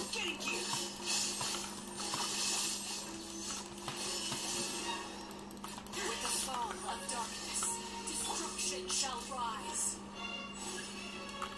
Have a taste of purgatory. Settle down. Ah! Now for chills. Running is a Come on! Ah!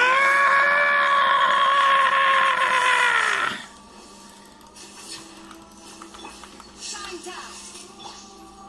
Spare your energy. Running is a over here. Wait. I must study Spare your energy. what outside hell's gonna do this to me. Nope.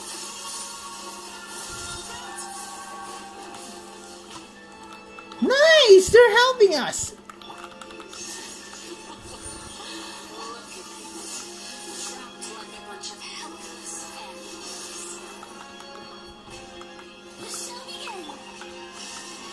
animals. Now for chess.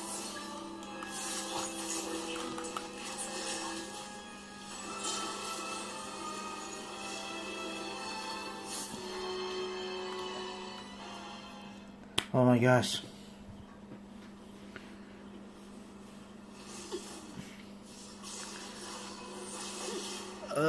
She's about to transform, huh? Well, I already see that. Whoa!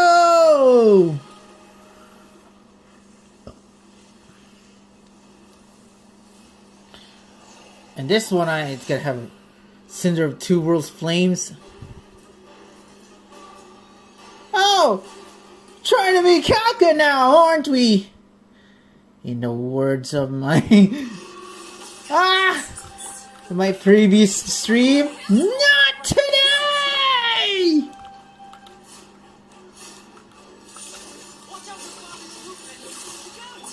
Yeah, she's trying to be Zila. Woo-hoo-hoo!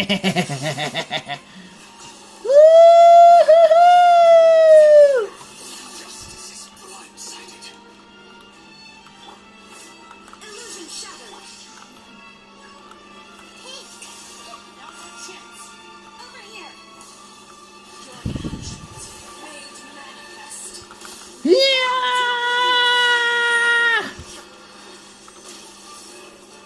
Coming close. There's no escape. Watch out for this movement.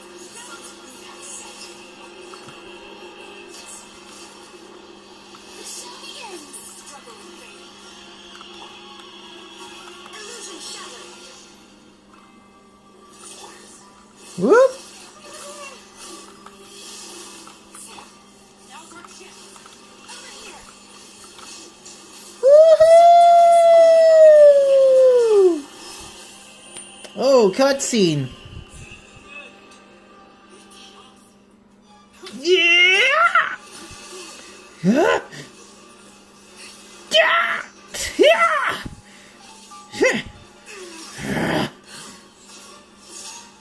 Whoa. Nice. Production. Let's go, Brevity. Better than to crowd in one place. Uh-oh.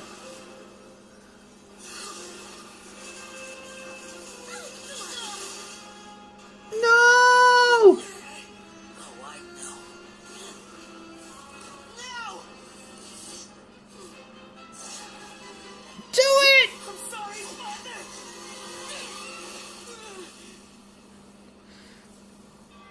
Oh no. This isn't good. Sorry for what? This pitiful excuse for an attack. Yeah!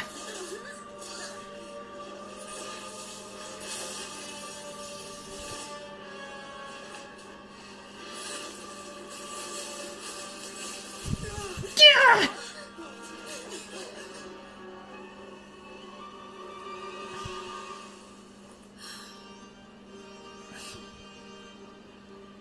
Uh-oh. Oh no. Father, no! Yeah!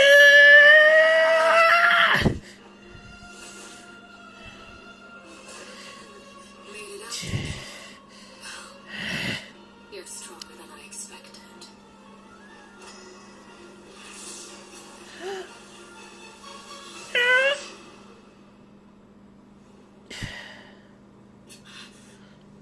Listen, Moon. I can't move! You little...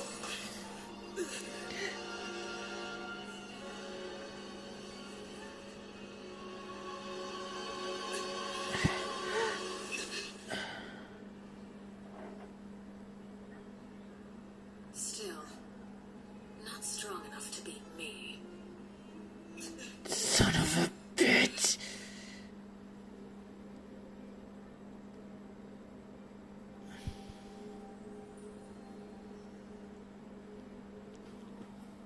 Yeah!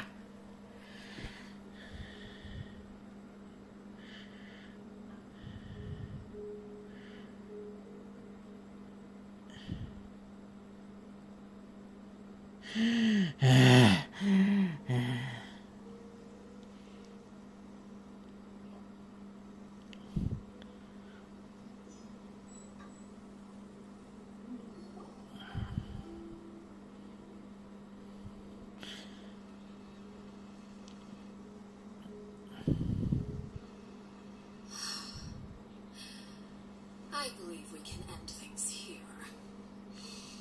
It's not often that we get to enjoy the company of guests, after all. We wouldn't want things to get too out of hand.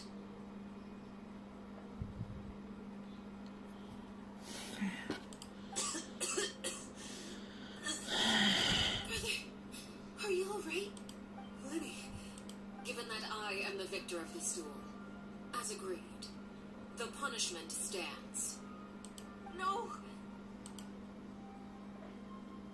I never thought things would end like this.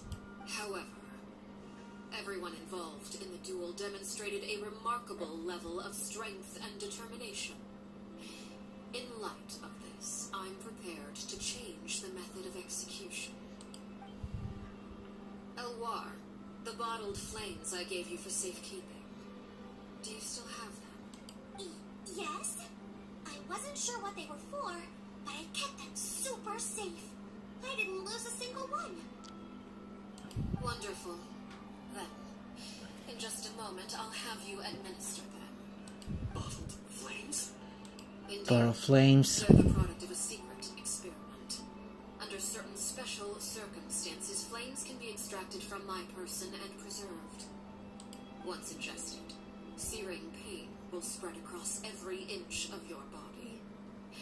No harm will come to you physically, but your memories will be burned away. Oh. If you can withstand the pain.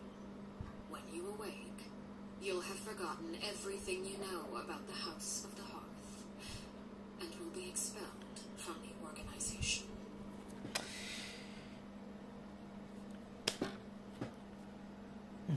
Is this what happens when you executed? Oh my gosh, that's what happens from the paper boy who had a scar. You seem to know them, huh? In other words, administering this concoction will kill the version of you that grew up in the house, and give you a new identity. I see. So that means the young man that I thought looked familiar, the one selling newspapers outside the Palais Memoria, he must have been the same horde we saw on the list of execution. He wasn't killed at all, but his memories have been erased. Mysterious thing indeed.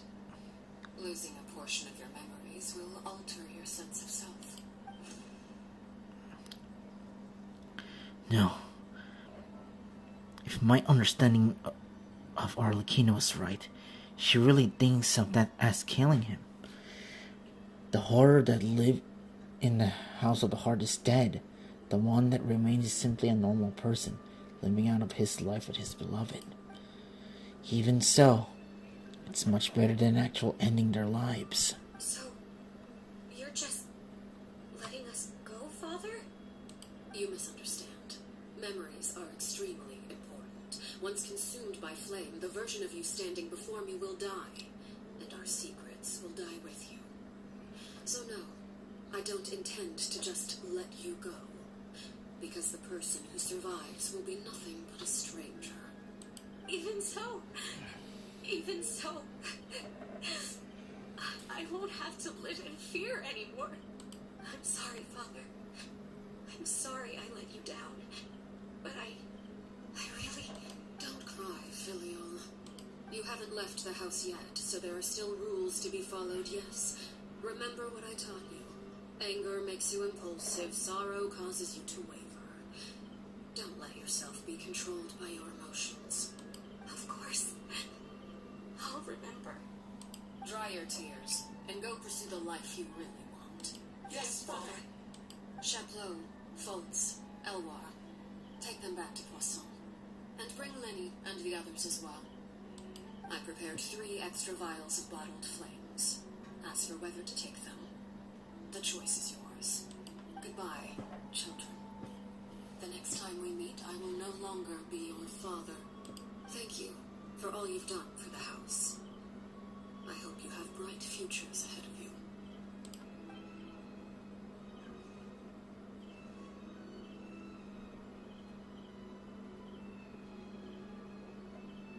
Father! Let's go. I'm not gonna read the dialogues. Here, grab my arm, Lenny. I'll help you walk back. Thank you.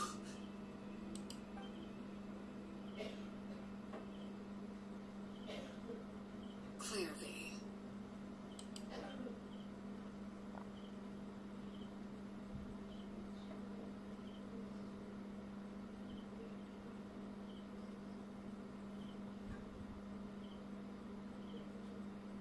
Can we talk now? I've been waiting for a super long time. You really are Perry, aren't you? I haven't seen you in so long. How come you're all grown up? Wait, did I somehow travel to the future on accident? Or am I dreaming? I'm not gonna say What a something. long dream. Neither. You died, Claire V. That's what happened. You could have at least sugarcoated it a little. She's that speechless.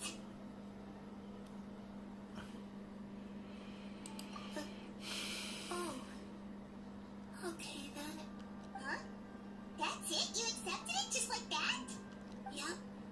If that's what Perry says happened, then I believe her. Perry wouldn't lie to me. Plus, I don't really need to know why I'm like this. I'm more curious about what happens in the future. If you're a harbinger now, Perry, that means Mother is gone, isn't she? Can you tell me about it? I want to know what happened to her. And to me. You never stopped trying to defy fate. At first, no one believed you. You could only vent your frustrations to the moon. In fact, you often sought comfort in the night sky. You wanted to see the aurora, so one night we promised each other we would go to Snezhnaya to see it together. Later on, you tried to run away, but you were brought back each time. Mother spared your life, but it wasn't out of kindness. Instead, she decided to make an example of you by slowly torturing you over time. That way, the other children would know what happens to traitors. Still, you never gave up. Mother hoped that through ruthless duel after ruthless duel, she would be able to crown an ultimate victor among the children she raised. But you called on everyone to unite, to fight to a draw in order to reduce casualties. Your efforts may have only delayed the inevitable, but still. You gave them hope. You tried everything you could think of, but every attempt ended in failure. Still, you never turned your sword on Crucibina, and you never turned it on me.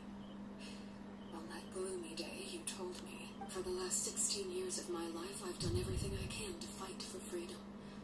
But now, I realize that the only freedom I truly possess is the freedom to choose to die. I never imagined I could see something like that. I must have been feeling really worn down. But somehow, I still think I understand. According to Mother's plan, only one of us was going to make it until the end. And I always hoped that person would be you. If I could do it all over again, I still don't think I would make a different choice. Even when I first met you, I knew you'd be able to do what I couldn't. Is that so? Even now, I'm not sure I truly understand what kind of freedom you were trying to pursue. But as the head of the House of the Hearth, and as the children's father, I've tried to give them the most basic of freedoms. The freedom to choose their own fate. It's something I discussed with the Eudex of Fontaine. The children who want to leave the house will have their memories wiped clean of all secrets pertaining to the organization. In return, they will be allowed to live a normal life in Fontaine without being prosecuted for their past. Of course, I won't simply hand freedom to them on a silver platter. They have to fight for it and prove themselves worthy of it. Only freedom that is earned has true value. That's more than enough. That's exactly the kind of life I was fighting for. You know, Perry, I think you're a pretty amazing king, and a really great father, too. I'm really happy that you're the one who took over the house. I guess I do have one regret, though. I still haven't seen the outside world. Well, it just so happens that our dear guests over here have been to many nations and traveled to countless places. Perhaps they would be willing to tell you what the outside world is like. Really? Of course! We've traveled all over the place. We've got so many stories, we could probably talk your ears out for 3 days straight.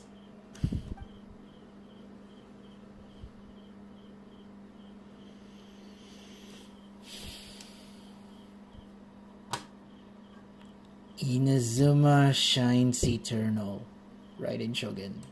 Those yokai you mentioned, what do they look like? I once saw a drawing of this one guy with horns on his head and a super scary face. Are there any yokai like that?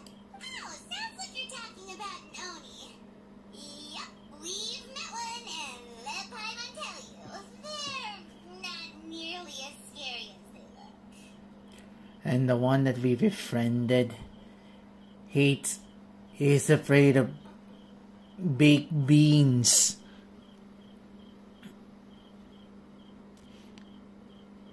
And a kid at heart like you.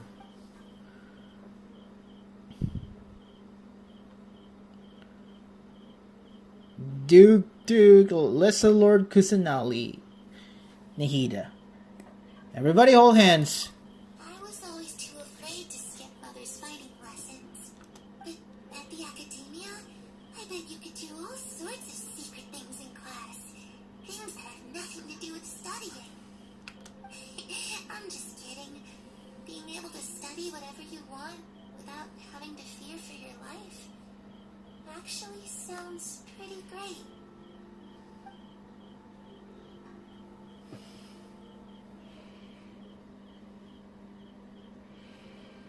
I will have order, Zhongli. Ah, that's where Mora comes from. I never knew that before. If I had some Mora, I would buy 3 new dresses. One for me, one for Perry, and one for Mother. It's just too bad Perry doesn't like wearing dresses. And Mother? Oh, she probably wouldn't accept something like that either. I guess I just have to keep them all for me then. I could wear a different one every day.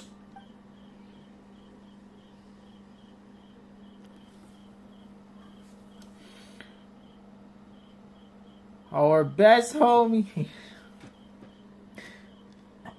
May the winds bless your travels.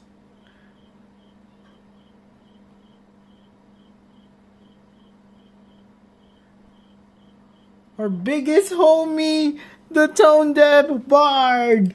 You know, I used to dream of being a bard, playing the lute while swinging into the winds of freedom.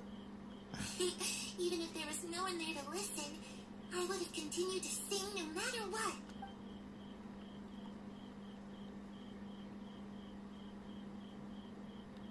The situation was super dangerous. Lenny and Lynette were accused of committing a crime, and they were going to have to stand trial at the Opera Epicles. Oh no, that must have been hard for all of you. What happened next? Don't worry, we were able to turn the situation around super quickly. All thanks to Detective Paimon, of course. How'd you do that? Come on, tell me. Okay, so it was like this. After the failed magic show, we rushed to the scene and...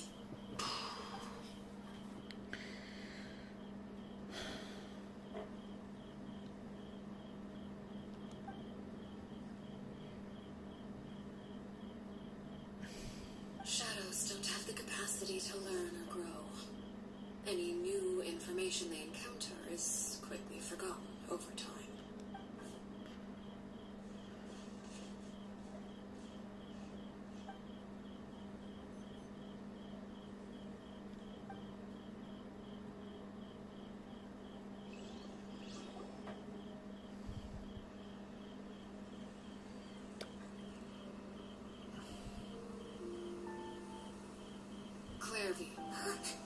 You've worked tirelessly from the shadows to overthrow the House of the Hearth.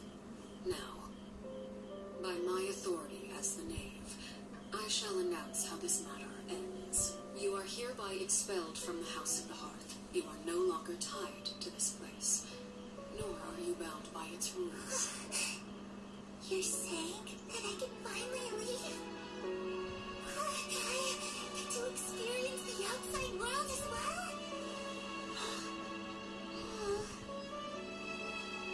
Oh, I almost forgot. There's no getting older for me. Still, seeing who you grew up to be makes me really happy, Parallel. Take care of yourself. Goodbye. May we meet again someday.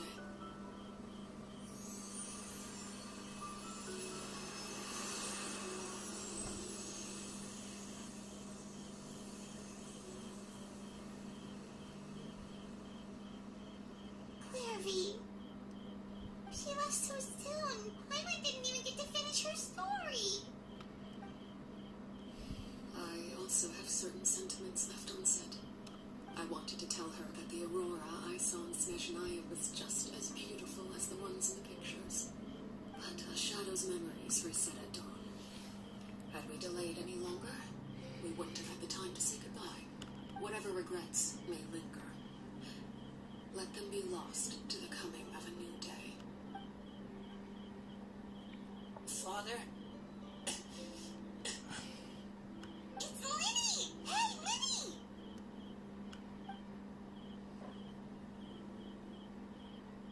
What is he doing back here? Let's go check it out.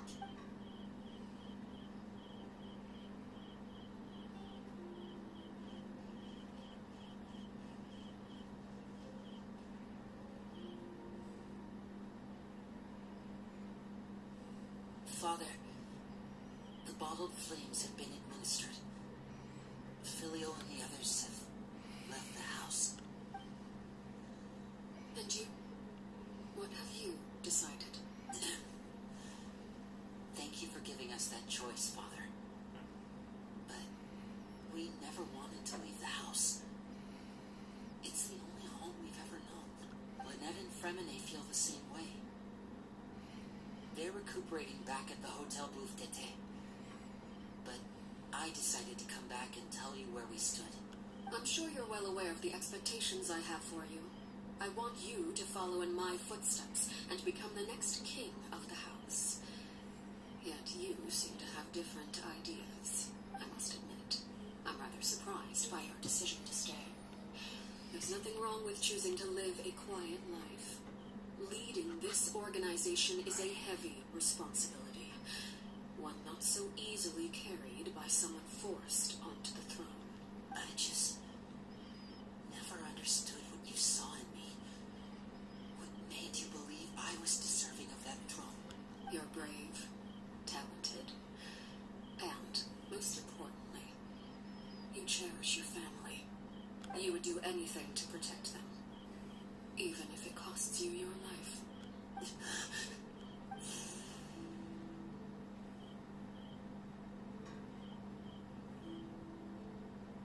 Speaking up back there was so brave of you, Linny. It's all thanks to you that we were able to convince Father to back down. You're a hero, Winnie. Hero. Father is the real hero. Had Father gone all out during the duel, there's no way I would have walked away with my life.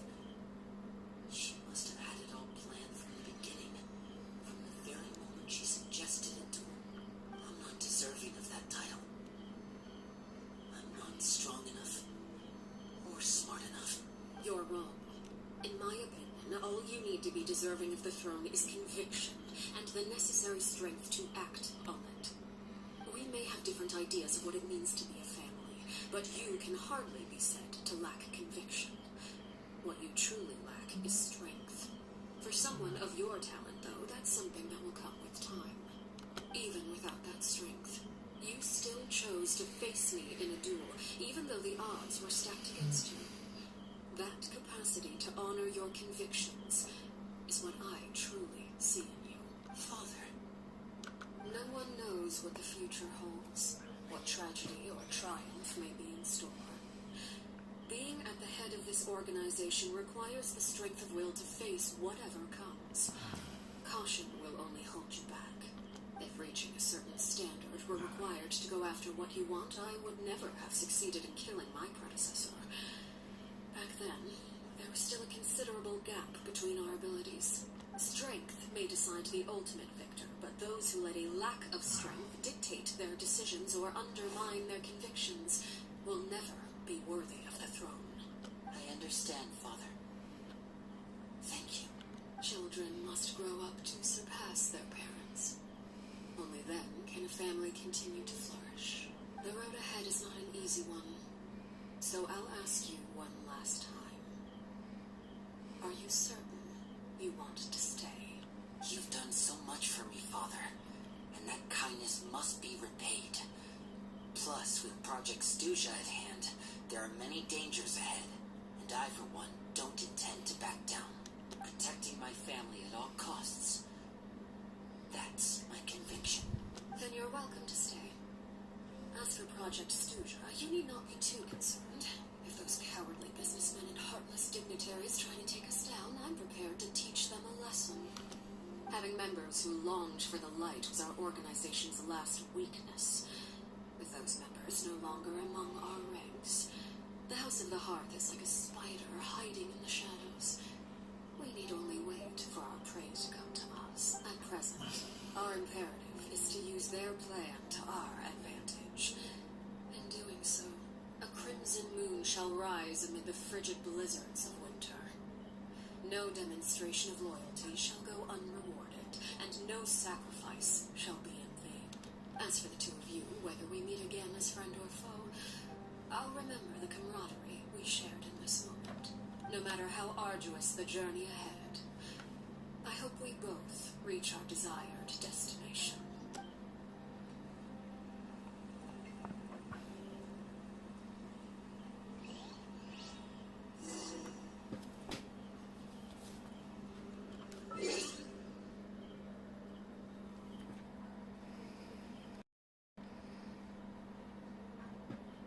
We'll pause for a moment before we could finish it. I'm going to find a certain music that will before I can end the stream.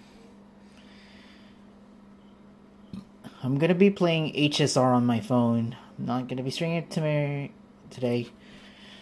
And as for grinding in some dailies in Genshin, I might do that tomorrow after watching special program of HSR before I could proceed to the game.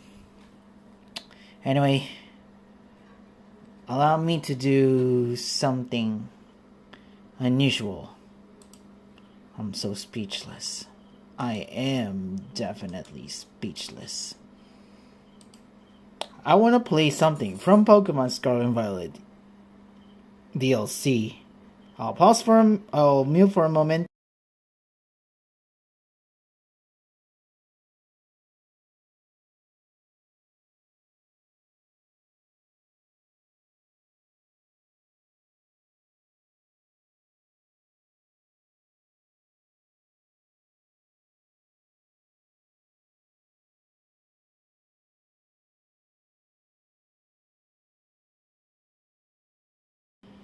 Okay, while talking.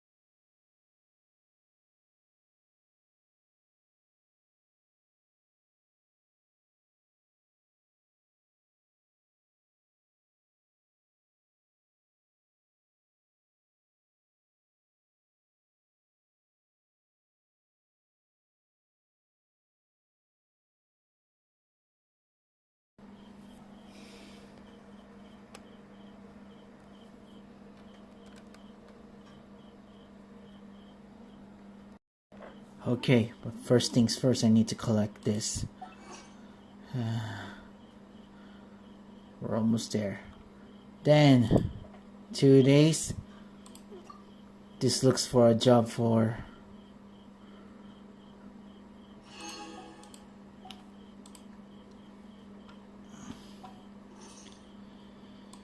Made in Heaven.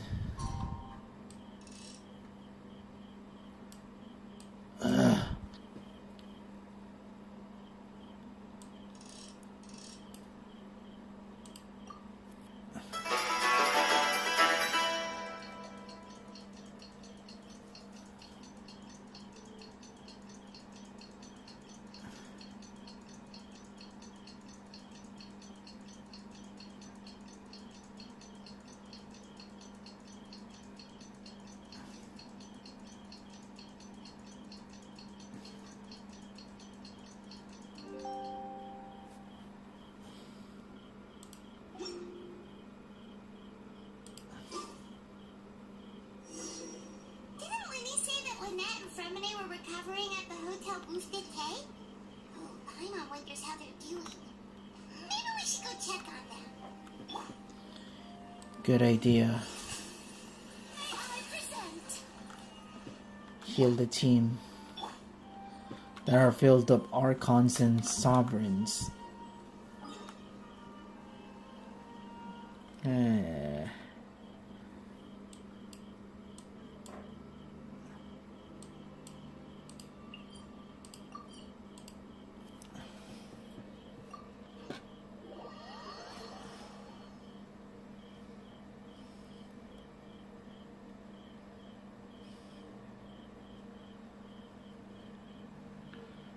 I've already devised.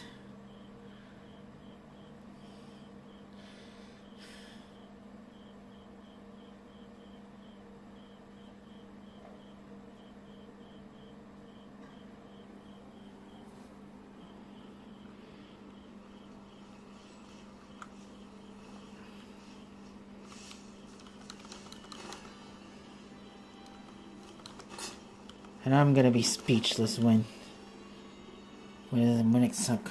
I'm gonna be speechless.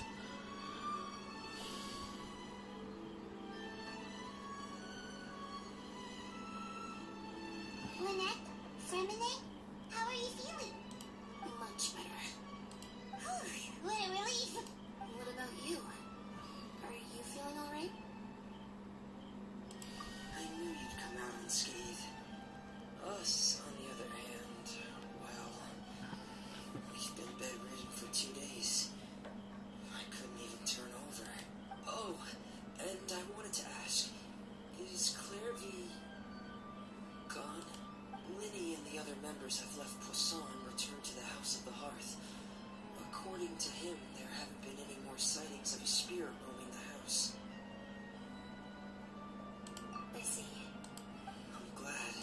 Father came to check up on us 2 days ago and told us about what happened with Crucibina and Clairvy. Actually, I've met Crucibina before. Wait, what? You've met the former knave? Crucibina died a year after Clairvy. It was during the year between their deaths that I joined the House of the Hearth. Crucibina had an extremely cruel and radical way of doing things. While she was alive, the atmosphere in the house was suffocating. When I joined, though, the experiment she valued so much had already come to an end, and all the people involved, dead and injured alike, were gone. Crucibina never talked about the past with us newcomers. A couple of months after I joined, Father killed Crucibina and burned all her files. With that, the names of all the people subjected to her experiments, Clairvy included, were lost to the flames, along with the painful memories they represented. Father took in money and me a couple months after that, but she never mentioned anything about Crucibina or Clairvy.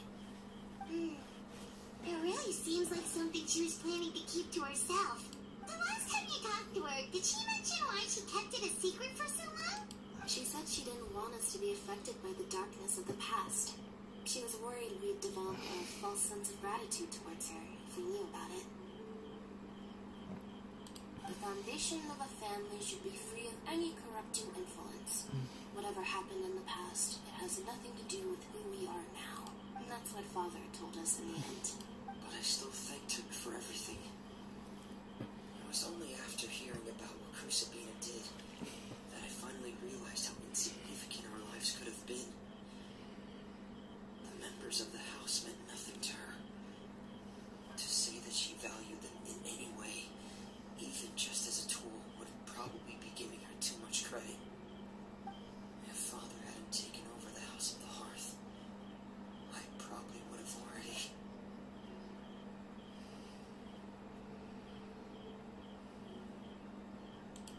Father rarely brings up the fact that she saved us. She doesn't believe that being indebted to her should be what ties us together. But even if we didn't owe her anything, we would still choose to stay. Because this is our home. We may have arguments or times when we feel wronged. Some people may even choose to leave.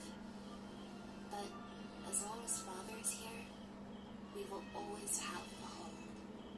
Whether the path before us is bathed in sunlight or shrouded in shadow, we'll follow Father wherever she chooses to go. So I wanted to say thank you for helping us make it through this crisis. Without your help, I could have lost a lot more along the way. Oh, we didn't do anything real. Of course, you're welcome anytime. Are Celio and Nantoy okay? I actually saw them at a cafe this morning. They didn't recognize me. From what I could tell, they were drinking coffee and talking about one of the operas that started running recently. They seemed happy. If I had to take a guess, I would say they finally found the kind of life they always wished for.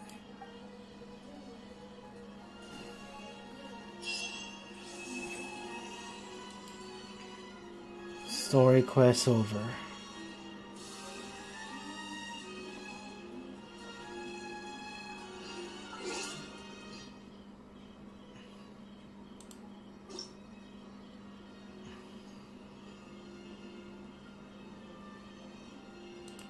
That's the end of the stream for now. Okay, tomorrow I'm gonna be stream again. Honkai Star Rail special program for 2.2.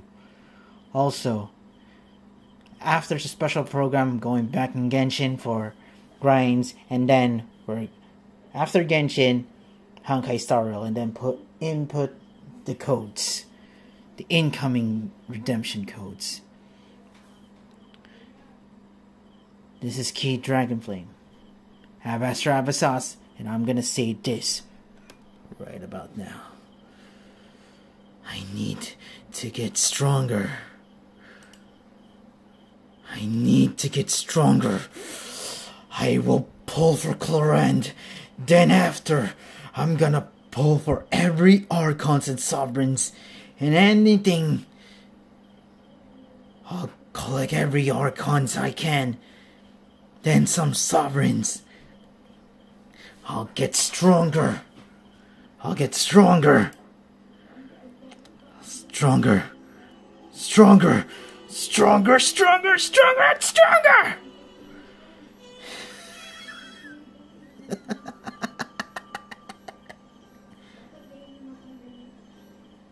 Just you wait, Harbingers.